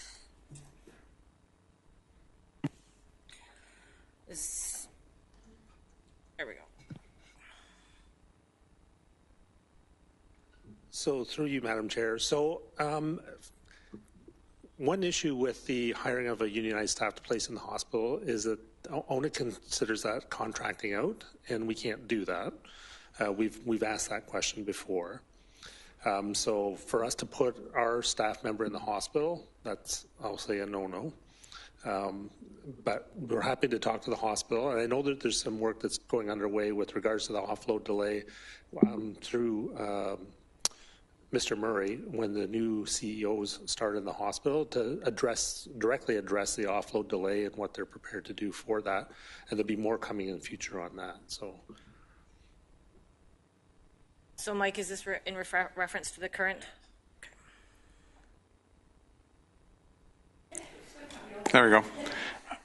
Yeah, so just to reinforce what Chief Van Valkenburg said, I've actually talked to each of the hospital CEOs, and I'm trying to set up a session with them in mid to late February after the new CEO at St. Mary's starts. We've shared with them all the offload delay data. I think they were, in general, aware of the problem. I don't think they realized how significant it was. And I think they're all, totally committed to working with us to try to improve it. So that's one comment. So that we're working on that. The other thing, I think probably at the next Community Services Committee, either next Community Services Committee or next budget meeting, Stephen is going to have an update on some of the stats. So response time stats, unit utilization stats, offload delay stats, and so on, just to give you a little bit more context for this issue paper. Thanks for that, Mike. Okay, so Barry, is this in reference to this? Yeah. Okay, sorry. Thanks. Just on this as well, and I guess kind of linked to the motion that we passed at Council last week around dispatch as well. One of the things that I've recently learned that's been different in, I guess, Niagara and Toronto on a trial basis in terms of the dispatch is that as a way of trying to deal with this, who ultimately ends up going to the hospitals and so on, is there's a connection to a doctor, I guess, at the hospitals that the ambulances communicate with. I know it kind of sounds almost like back in the old days when we watched Squad 51 or whatever in Rampart. But I guess the whole bit where I was going with it is that something that we should be looking at and pursuing as part of this mix as well, and seeing if that can help us try to do better in terms of our times and our offload delays, or try to avoid them in total? So through you, Madam Chair, so I might need a little bit of clarification as to the doctor. So we do have a base hospital doctor that our crews can speak with on transported patients, because currently under legislation, the only place we can take a patient is to a hospital. Niagara did try a pilot project where they were transporting patients to urgent care centers, but that wasn't necessarily done through a doctor. It was done by predetermined parameters for the patient. And Toronto had done the same at one time as well. So I'm not sure if that's what we're speaking of, or we're talking about community paramedicine. It sounded like base hospital doctor, but I'll send you the information that was sent to me, and absolutely. You can we can have an offline on it then. Yeah, absolutely. Thanks. Not yet. Okay. Councillor Foxton, is this? So I thought that it was our union staff, the EMS union staff, that the hospital, but it's actually hospital staff. So, and that's under the LIN, right? So we do have to find a solution to this, and I'm glad you're meeting, Mr. Murray, with the hospital staffs, because firefighters, like any of our police services or firemen or anything else, these people are doers. To have them sit idly by and wait and waste their time is a demotivator, and it's stressful for them. Actually, if you take a doer and make them sit and do nothing, you're stressing them. So we do need to deal with it, as well as the cost value that we're having. So thank you, Chief. Thank you, Mike. And Councillor Clark. Not for you. actually Thank you for your patience. Thanks. It's actually for Craig, and it's just a couple simple things. First of all, thank you for your caution against using acronyms. Some of us were at a communications training last week where the trainer noted that municipal staff are the worst offenders for using jargon and acronyms, and I have to say that's absolutely true. So thank you. I think we would have pointed at the province. But also just a question in terms of presentation. My recollection, and it may be wrong, is that in previous years the budget issue papers were sort of presented in order of priority from staff's perspective. I didn't see that noted this time. Maybe I missed it. But is that still the case? Should we read it? Should we read them? I think you can, if you look at the summary that's either at the front of the budget issue paper package from last month, and I think is also attached as an appendix to today's report, you can generally look at that list as a priority. As a priority list, okay. Yes. Thank you, that's it. Okay. Okay, I can move off of paramedic services. Looking good. Okay. Okay, we'll turn our attention to transit then. We have a series of issue papers relating to GRT, and we'll start with the most significant and similar to ones that we've seen over the last several years, which is the implementation of the GRT business plan, which contemplates the addition of 35,000 hours of service a year, each year, I think over the next 7 years. So this year's issue paper has two bundles, one for 25,000 hours and another for 10,000 hours. And bundle one is the new Coronation I Express Route 206 and various route realignments. And bundle two is the improved service frequency on a number of different routes. In total annualized costs, so when I'm referring to total annualized costs, this is the total property tax impact on an fully annualized basis, about $2.9 million, of which 2.4 would be in 2019 and an additional $500,000 in 2020.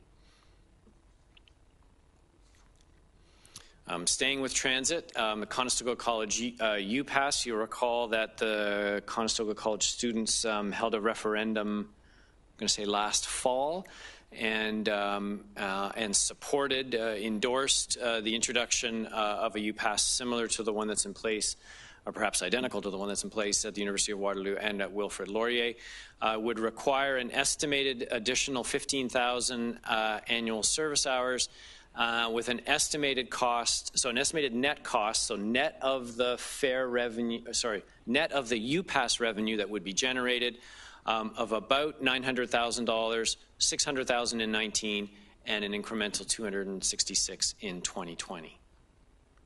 So 35,000 hours for the GRT business plan, 15,000 hours for the Conestoga College UPass. And then again, continuing with transit services, in the same way that we're implementing the GRT business plan, this issue paper is for the continued implementation of the Mobility Plus business plan, and would result in the addition of 2 new vehicles to meet the demands, as well as the staffing and operation costs associated with those vehicles. Net of any fare revenue, estimated cost of in total of $354,000. Again, split between the two, incrementally split between the 2 years, as shown on slide 44. So hold up for just a second, please, Craig. Councillor Shantz. Thank you. I just wanted to speak to the transit issue page, or the Kiwanis transit issue page. When we started working with GRT for the pilot project, we understood that the pilot project would carry through to the end of this year, which it shows in the budget issue paper. But we also understood that Kiwanis Transit would continue to operate it for that period of time. When I talked to Cheryl, who is the executive director of Kiwanis Transit, her cost is considerably less than the cost that's outlined in the budget issue paper. So the process that that we thought we were going through was that Kiwanis Transit would continue to run it, but that the region would fund it starting in March. And so I guess I'm a little confused at what happened, that we're putting a higher amount in for that budget issue paper and using a different provider when it costs more and the pilot project isn't over yet. Right. So, through Madam Chair, I'm going to look for Peter Zink to help out on this one. And just in terms of following along, I jumped ahead a couple of slides. So I think the issue paper that's being questioned is the bottom one on this page. So I believe the transit service expansion to Route 21 in Woolwich. Did I get ahead of you? Just a little bit, but it's fine. It's no problem. Let's deal with the question. Through you, Madam Chair. In response, Councillor, we, in developing the plan last year with the township, staff was moving forward with the initiation of a Bus Plus services because that's similar and consistent with what we do through other areas of the region. I know staff has recently spoken with township officials about this issue, and there's a call yesterday, and there's another call early next week to review that. Part of the explanation for the cost differences would be the vehicle type, which is our plan had been for a low floor vehicle, which is significantly more expensive than a high floor vehicle. There are other sort of differences in that. We're going to work through that with township staff and further those discussions next week. So part of the understanding was also that Kiwanis Transit would have an opportunity to maybe pick up that route, that there would be some kind of a process that could look at that. So I guess I'm not quite sure where to go from here with the issue paper, and maybe it's something we wait until the next meeting to finalize where we go in terms of cost. Yes, so through you, Madam Chair, absolutely. So today is certainly wasn't expected to be a decision-making day about issue papers. So my suggestion would be that we continue the conversations that are proposed at a staff level and bring back some additional information to answer some of those questions at the Budget Committee's next meeting. And we have 2 more meetings before final decisions on issue papers will be required. Okay, I hope that we can have enough conversation to resolve the issues before we have to make that final decision. Thank you. Thank you, Councillor. Councillor Jaworski? Not Dave. I'm trying my best here. Good for you. I'm trying my best. Chair. Through the chair, and I'll ask the clerk to listen, and she may have the answer. On when we do the Uber licensing, I know we had some fees come in for that, and I think some of it was directed towards, I thought, mobility services, but I'm not sure what our plan is for that and how we plan to use it. I don't recall. I'm not sure if that can offset some of this. So we have a committee that meets probably about once a year to talk about things that are in the queue for money, and that meeting has not been scheduled yet. It's towards the end of this month, and so we will be discussing both this issue paper, a proposal from the taxi industry, as well as whether or not we want to continue with any taxi script money. But it certainly will be done before February 6th. And if I may add to that,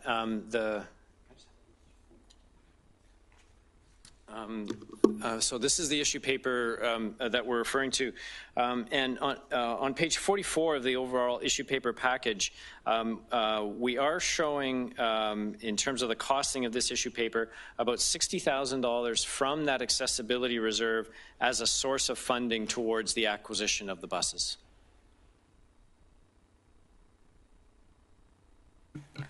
And Councillor Galway.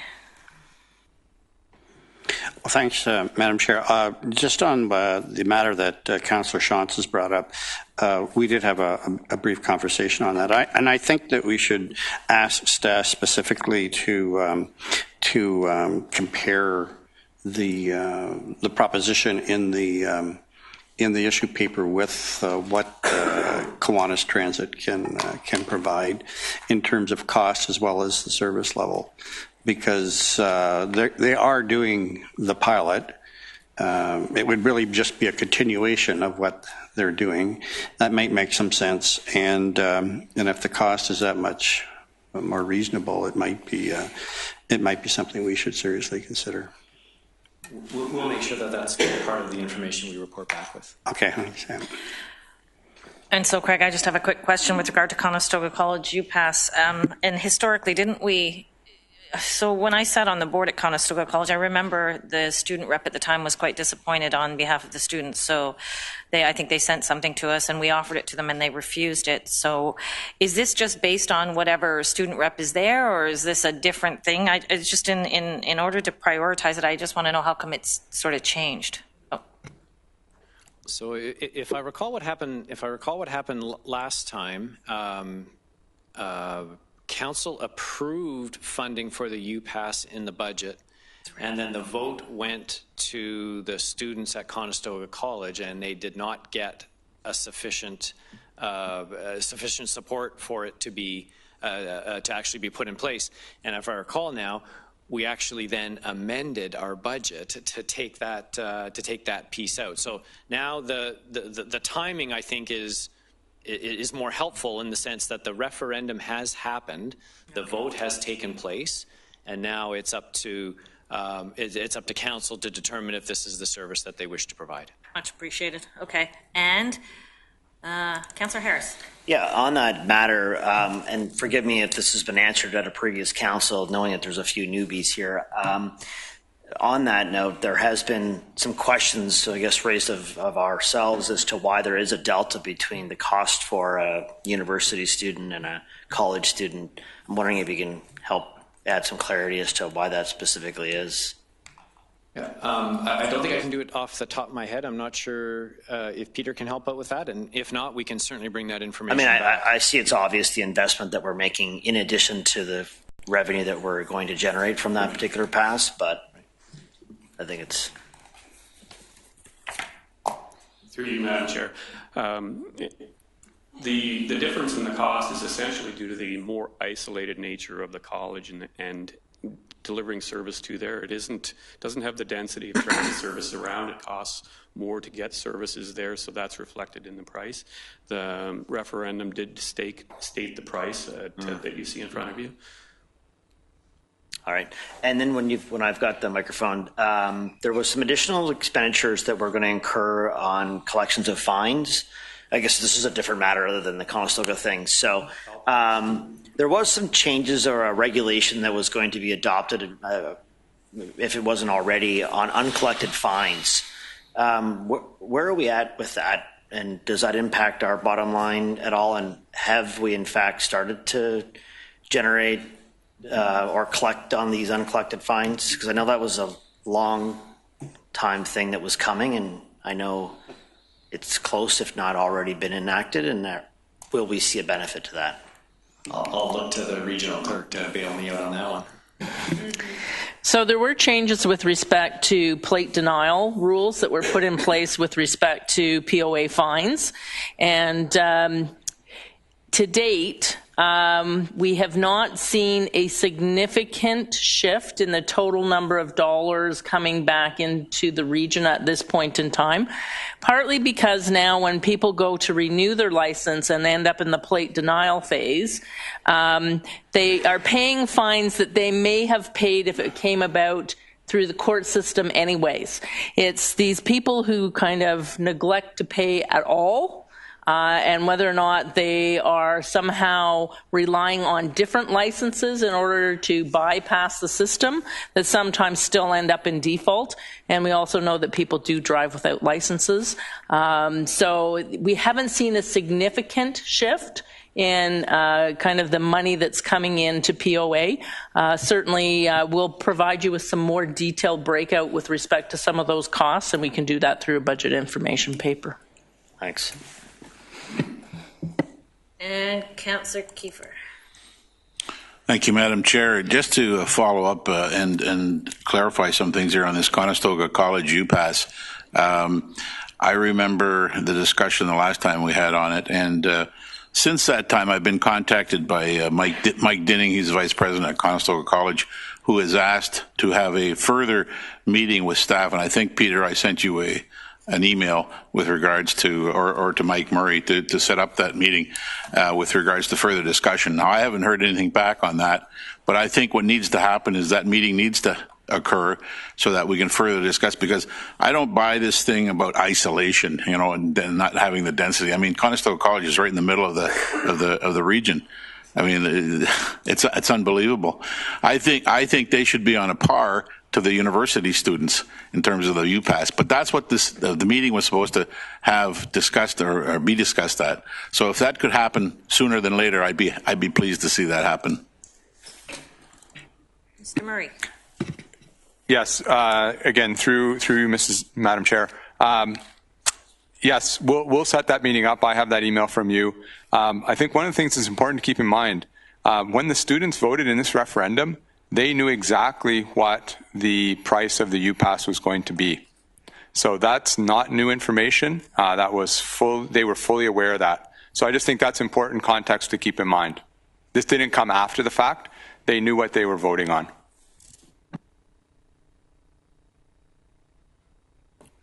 All right. Okay, Craig.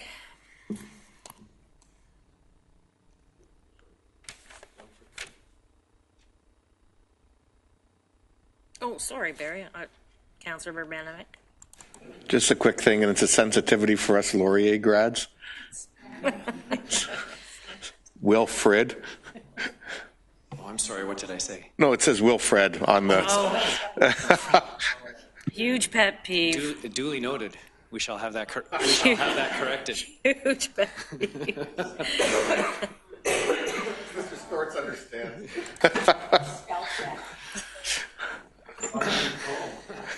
Well done. Okay, so moving on then. Moving on to housing. So we have proposed budget issue paper, which is titled Enhancing the Housing Stability System. Page 52 of the issue paper package. It as well is split into a couple of different bundles. And so, in terms of, choices for council, approving it, not approving it, approving one or the other bundle, it's not necessary that the entire issue paper be approved. Total cost at about $1.2 million annualized. Bundle 1 deals with serving additional individuals with portable home-based supports, adding additional winter shelter overflow beds, and a staff position on the administration side.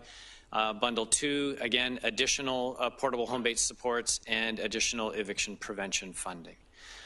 So proposed to be implemented, partway through 2019, annualized into 2020. What, nothing? We've been waiting for wraparounds and here they are? That's great. Okay. So we got nothing. You can keep going. Thank you. And so for the remainder, we thought we would just provide a summary, just organized by department as opposed to an individual slide on each one. I don't intend to go through these in a huge amount of detail, but certainly would be pleased to answer any questions. And if there was additional information that would be helpful in terms of understanding the request, we would obviously be happy to bring that back to the February 6th meeting. Within corporate services, there are 4 issue papers, 3 relating to on the information technology side and 1 on the facility side. So the top one is basically a conversion from a temporary position to a permanent position relating to our corporate safety management system. And then 3 resource requests on the IT side. First of all, and highest priority on the IT side, maintaining security for what has become a highly complex IT system and infrastructure, and reduce the risk as we implement more and more applications and new systems going into effect. So that's a request for 2 positions. And then we have a very long list of projects that we are trying to get at to improve efficiency, to add automation across all of the program areas within the region. And a request has been made for 3 positions to further implement that long list of projects, which we expect to continue indefinitely. And then finally, a position on the GIS side, Geographic Information System side, to maintain and modify as we get more and more data in the GIS system. We're finding we need additional resources to help manage that system, which is used then in conjunction with a variety of other systems across the region. With respect to planning and development legislative services, so 4 issue papers here as well. The first one relating to ongoing funding for economic development initiatives. One of those requests, I believe, relates to the True North Conference, and I think we have a delegation coming tonight to speak to that, so there'll be more information there. And then funding for 3 programs, residential project neutral program, the Evolve Green Online, Evolve Green Hub, and the Community Energy Investment Strategy. And those 3 are temporary. I think the residential project neutral program is a 2-year program. The others, I believe, are either 2- or 4-year programs. So it does require some funding in 19, but again, because of its temporary nature, then once complete, then that funding would come out of the budget. And then finally, on the transportation and environmental services side, a number of positions relating to traffic signals and traffic control, construction, the increased volume of construction and utility relocation permits within the corridor management area, looking for an additional resource to help manage those.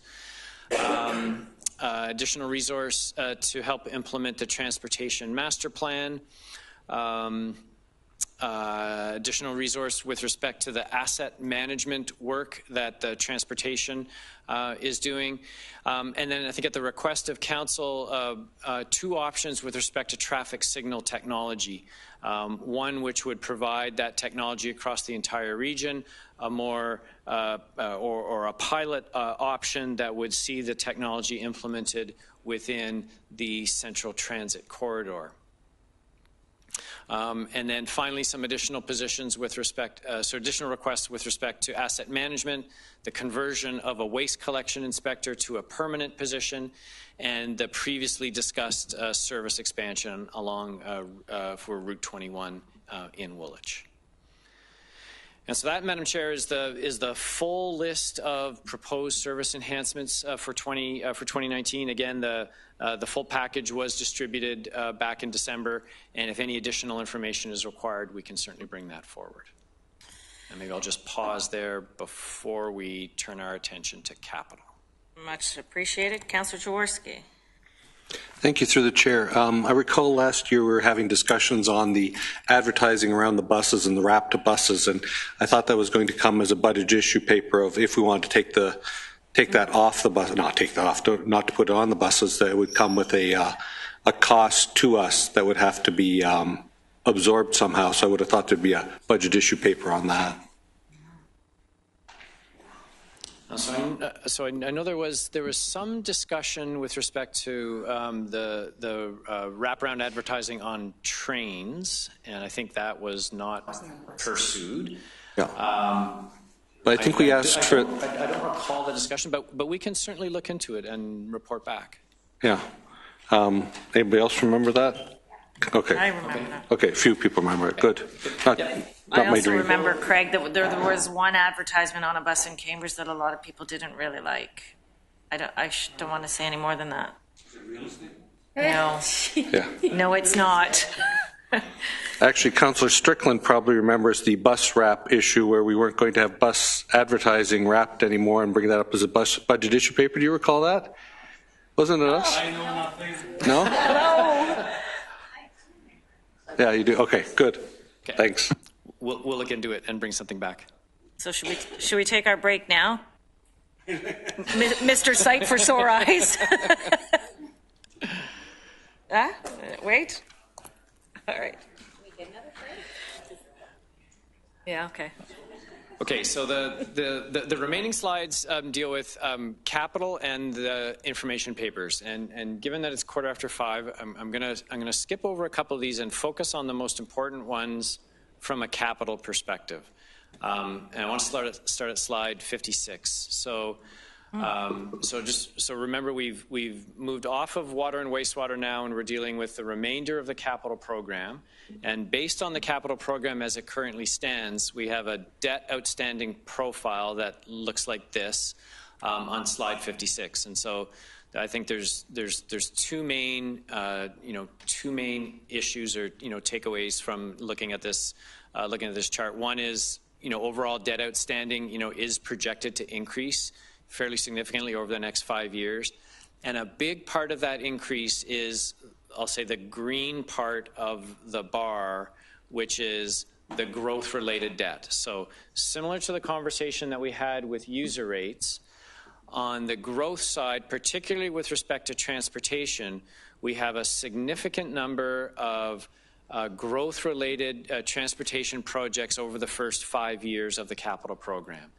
And completing those projects and funding them will require debt to be issued in order to fund those projects, when they're contemplated to occur. So again, as we go through the development charges background study and we look at the timing of projects, we look at the sustainability of the RDC reserves, the amount of debt that will have to be issued, we are going to be looking at some I'll say policies or principles governing the issuance of growth-related debt, and some guidelines for us to follow in terms of how much debt do we want to issue, what is a percentage of debt servicing costs as a percentage of development charge collections, things like that, to make sure that we're managing this debt as effectively as possible going forward. I think the user rate side certainly looks manageable. There are increases on the tax side still, and that's the piece we're going to get to in a minute. I'm going to skip over 57 because I want to focus on the next 3 slides.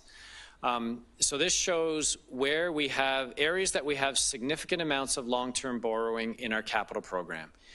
This is not new information. We've been providing this information for the last 3 or 4 years, certainly through the capital asset renewal report that we brought forward last year.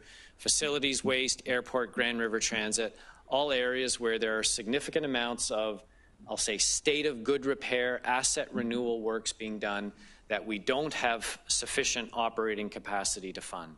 And so we turn to debt in the absence of that capacity. Councillor Foxton. Thank you, through the chair. In the past, we have budgeted for development charges and not met the budget. I don't know where we're at this year. Are we on target with development charges? Will the funds be there or not? I would say our development charge collections continue for the second straight year, continue to lag the estimates. Can we see maybe a chart on that later on about how we're lagging and what kind of financial impact that has on us? Yes, absolutely. And there's a couple of opportunities to do that. I would say probably in March, we will be bringing forward the annual development charge transaction report, where we'll be able to see exactly what was collected and how it was used. And we'll be able to provide some commentary at that point with respect to the reserves and the state of the reserves and our plan going forward, which obviously we'll be looking at again through this development charge background study process that we're in now and that we launched with the first development charge steering committee meeting today. So can I ask, the screen that you showed in regards to development charges, you're saying in 2018 we did not meet the level that is there, or is that the level we did meet? In 2018, our development charge collections were less than we had anticipated. So in the chart here under 2018, we did not meet it on page 57. 57. Yeah. So this this chart actually shows what our projected debt servicing costs are. So not so much a budget to actual comparison, but I'm going to go back one more slide on slide 56. If we issued the debt that we're contemplating through the capital program, so if this debt profile actually occurred on slide 56, the debt servicing cost, so the amount that we would have to pay out of property taxes, user rates, and development charges would be as shown here. And so you can see, I think maybe the point you're getting at is, again, the green part of this bar, the amount that we want to recover from development charges is the largest driver of debt servicing cost increases. And so that's why we're taking such a close look at the timing of projects, at the development charge policies that we have, at our expected collections, to make sure that we're maintaining sustainability going forward. Thank you. Do you think March is too late to look at the development charges? No, I don't. No, I don't. The bylaw, our current bylaw expires at the end of July. We'll be working through a number of policy discussions with the steering committee in February and March, and at that time we'll be able to give a final accounting, if you will, of exactly what the collections were in 2018. And we actually need that time in order to finalize all of our year-end numbers and contributions to capital. Thank you. And so in terms of a compelling slide, I would say this is it in terms of the funding for capital. When we look at the funding for capital that we have in the program right now and the targeted level of funding based on this capital plan, we're showing here overall, and we have communicated this before, you know, a shortfall in the $40 to $45 million range. So in terms of the capacity that we need over time in the operating budget to fund our state of good repair work and leave our debt capacity for major service expansion type projects, the gap is in the $40 to $45 million range and is potentially a little bit higher. And I say that because on the transportation side, we have moved in the $80 to $100 million cost range out of the 10-year capital program in order to keep our overall level of borrowing as as sustainable as possible. So on a needs basis, the transportation number, probably the facilities numbers would actually be a little bit higher as well. So we're going to revisit that. So we're going to revisit that also in 2019 as we go through an update to our asset management plan. And at that point, we'll then be able to come back and give you an updated number and continue to roll out the strategy to get the operating budget capacity we need in order to fund this work. Going back to Mr. Murray's comments from December, our most significant and pressing financial issue is the funding of infrastructure. And I think this slide shows why. Oh, Craig, I just want to check in. Are you okay? Thank you. Go ahead. And then just a final stat here. One of the many factors that we follow, and certainly that is of interest to credit rating agencies, is our debt to reserve ratio. This is our ratio relative to our regional comparators. A target number would be about 1 to 1, and we're sitting at 2 to 1 right now. And so we know this. We know this from consecutive credit rating reports that our debt level is higher than our peers. And certainly than other AAA-rated municipalities, and our reserve balances are lower than our peers. And so that's why that debt-to-reserve ratio is as high as it is, and we want to make sure that we're not that we start moving that ratio in the right direction. So in terms of key messages, the intent is to build that operating budget capacity to finance state of good repair, focus our debt on major new infrastructure expansions, implement a capital asset renewal funding strategy, and ultimately, in terms of the overall goal, maintaining our credit rating and finding that right balance between what do we have available in the bank to pay for projects and what do we have to borrow and pay from future user rates, property taxes, and development charges. So with that, a quick update. I know we're getting close to the end of our time here. There are 3 information papers provided in today's package: user fees and charges, some details on assessment growth, and some councillor requests. User fees and charges. So Councillor Clark, this is the slide I had in mind when I responded to your question early on. This is some of the proposed increases. The issue paper shows all of the proposed changes. There are a lot of them. I think the one in question is the GRT fare increase proposed at 3% on July 1st. The question was asked about the revenue generated and what would 2% look like. So the 3% increase on July 1st would generate an estimated $385,000, right? And then we would annualize that, so we would double that going into 2019. 2% would be about $255,000. And 1% about $130,000. And I would say, Madam Chair, that we are going to be taking a look at a number of these major non-tax revenues over the next couple of weeks, look at where we landed in 2018, and determine whether any adjustments to those budgets are warranted for 2019. And we'll also be looking at the effective date, in particular on the GRT side. One moment, please. Councillor Clark. Thank you. So I know this isn't the time to debate this, but I really don't like a 3% fare increase. It's significantly over inflation. But I guess my question is, and I appreciate getting the look at a 1% and a 2%. What I'm wondering is whether it's possible to say to what extent a higher or a lower fee rate would actually affect ridership. We know that last year, when we had a no increase, we had a big jump in ridership, and the previous year, when we had a 3% increase, we had a drop in ridership.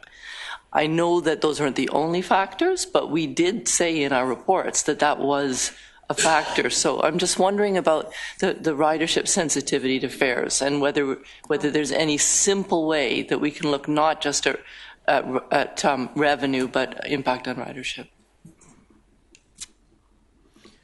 So I don't think I can answer that question now. We could either look into it and bring some information back. Yeah, I think so. I don't expect that answer now. To respond at this point.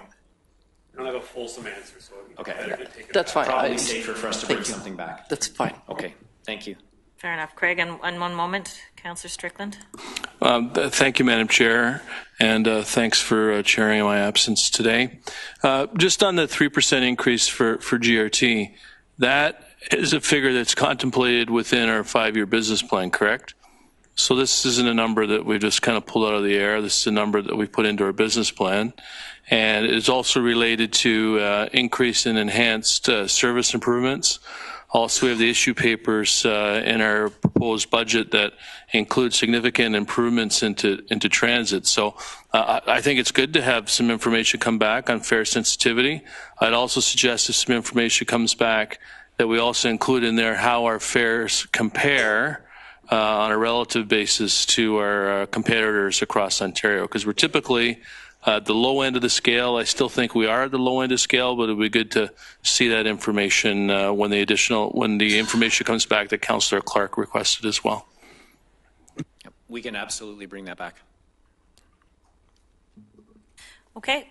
I think we're all clear. Yep. Carry on. So with the fare increases that are planned in total within the base budget across all the various program areas generates almost $600,000 of additional revenue. You know, and keep in mind these are revenue increases that happen at various stages over the course of the year.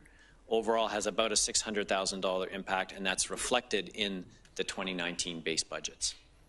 Assessment growth, we reported last time at 1.92%. The issue paper provides a bunch of analysis, shows assessment by municipality, by property class, shows how each class grew or didn't grow over the course of 2018. So hope that information is helpful. And this is just a reminder that assessment growth is a net number.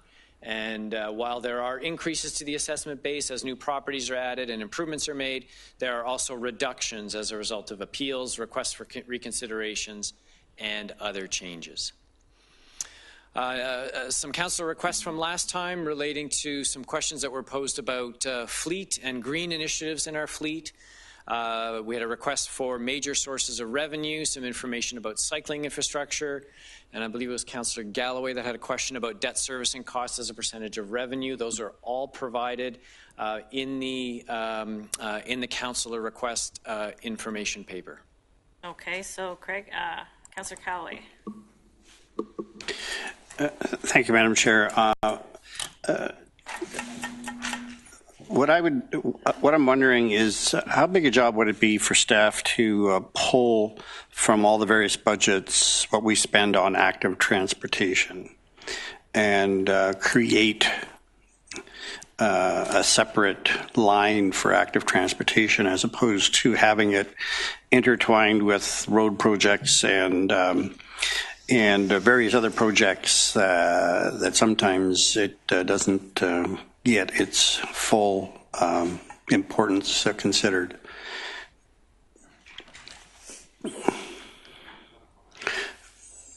Now, if it's answered on page 57, I apologize, but I don't think it is.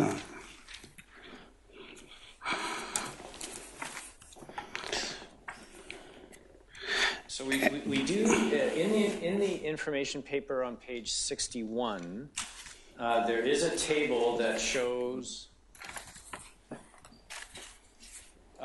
so it provides, I think, responses to the information that was requested in terms of basically our inventory of cycling infrastructure, 723 kilometers, and then some information about budgeted cycling infrastructure, all of which we're expecting to be funded from development charges. So base projects at 38.9 million, expansion projects at 5.2 million, other infill projects as well. Does that get you the information you're looking for, Councillor Galloway? Well, only partially, and it's to some extent it's optics, but and active transportation is more than just cycling. So I mean, infill. Multiple use trails or infill sidewalks and other kind of infrastructure is all part of active transportation as well as cycling infrastructure. But I just think that and I'm thinking that through our strategic planning exercise, which is going to start fairly soon, but post-budget, that's likely to come out as a fairly high priority, given what people were saying about that. I mean, around this horseshoe during the election. So I'm just, I guess, trying to get ahead of that curve maybe a little bit by trying to understand what all we are already doing for active transportation. We may want to do more. That's probably a likelihood. But if we could understand better what, in fact, we are already doing. And I don't know how easy, I don't want to ask for something that's going to take hours and hours to pull out, but most road projects, major road projects will have, something, whether it's an MUT or it's a cycling lane separated or otherwise, is going to be included in that. But it gets buried in the cost of the overall project. It may well be identified as a cost in the project. I'm sure it is. But I think if we're going to give this more priority than maybe we have in the past, it needs to have its own identity. And that's really what I'm trying to promote here. It may not come through the budget process per se, because this is a hurry-up process this year, but I'd like staff to start turning their minds to that, and whether or not that could be subject of a report or whatever, I'd be interested in seeing that. Understood. Good to go. Okay, we're on the home stretch, Madam Chair. So police budget. So this table, working from left to right, the first column of numbers is the 2018 approved budget. And if I understand the outcome of the discussion today at the Police Services Board, option 2 on the far right-hand side or something very close to it was what was endorsed and approved by the board. I don't have the exact number, but I understand that 1%. Ultimately, that 1% tax rate impact is what was endorsed, which is about a 5.2% increase in the police levy. This will be the subject of a presentation at the Budget Committee's next meeting on February the 6th. And so if I can just stop you there for one moment, please, Craig. Councillor Urbanovic. Yeah, it was actually just going back to, I clicked in just as Councillor Galloway was finishing, and I'm glad that he's asked for that information on the cycling, because I think it is going to be important. I mean, to be frank, between this and the strategic planning session, I'm really going to be looking to see how we can move forward during the upcoming term of council between the region and hopefully between our individual municipalities, at least the 3 urban ones, look at the creation of a minimum segregated grid for our community. I think that that's doable within existing budgets and budget room and priorities. I think it's consistent with how many of us have prioritized cycling in terms of the recent election, and so I think all of this information will help inform that process and see how we can move in that direction. Okay. Okay. Thank you. Public input. I think we discussed last time we had the report that went to Administration and Finance Committee at their last meeting, and the public engagement site, for lack of a better term, is now active, and we'll be reporting back at both the February 6th and February 19th meetings. So this table now, in terms of the tax budget status, obviously has to be updated to reflect the Waterloo Regional Police budget. So if the police number, which shows here at 1.38, was 1, that would take us down to about 4.05%, inclusive of issue papers and inclusive of the police budget. Is that a purposeful pause right there, Craig? Purposeful pause. Just stating a fact. And so our schedule, so we've been through the first 2 meetings now. We'll meet again in 3 weeks on February 6th, and then get back together on February 19th for final approval. So just a preview, there's a fair bit of ground to cover. February 6th, of course, the wastewater budget approval. We have subject to approval of some finance reports tonight at council. There'll be some housekeeping amendments to the capital program that we'll bring forward. As I said earlier, we're looking at our major revenue budgets. We're also going to look at our utility budgets as well. Now that we have a better idea of where we finished off in 2018, we can now better gauge whether we have the right number in for 2019. Also going to talk about fuel prices, the RTMP funding strategy, an update on downtown core exemptions, public engagement, the police presentation, and a second public input meeting. Okay, one moment, please. Chair Redmond. Thank you, Madam Chair. I just wanted to confirm that the police board did support a 1% increase in the police budget today, and they're working at that because Chief Larkin, I'm sure you'll be very eloquent, he'll be elegant too, when he appears to give the context for that. They're very firm that they do need the additional personnel, but they're going to find other efficiencies throughout their proposed budget, and he will come and present that. So it is 1%. Excellent, thank you. We're good. And that, Madam Chair, concludes, I believe. Yep, it's not going any further. Okay. Yes, and I believe we're back here at 6 o'clock for public input session. Yep. Looking for a motion to adjourn, please. Councillor Foxton. Chair Redmond, all those in favor? So carried. Thank you, everyone. Job well done.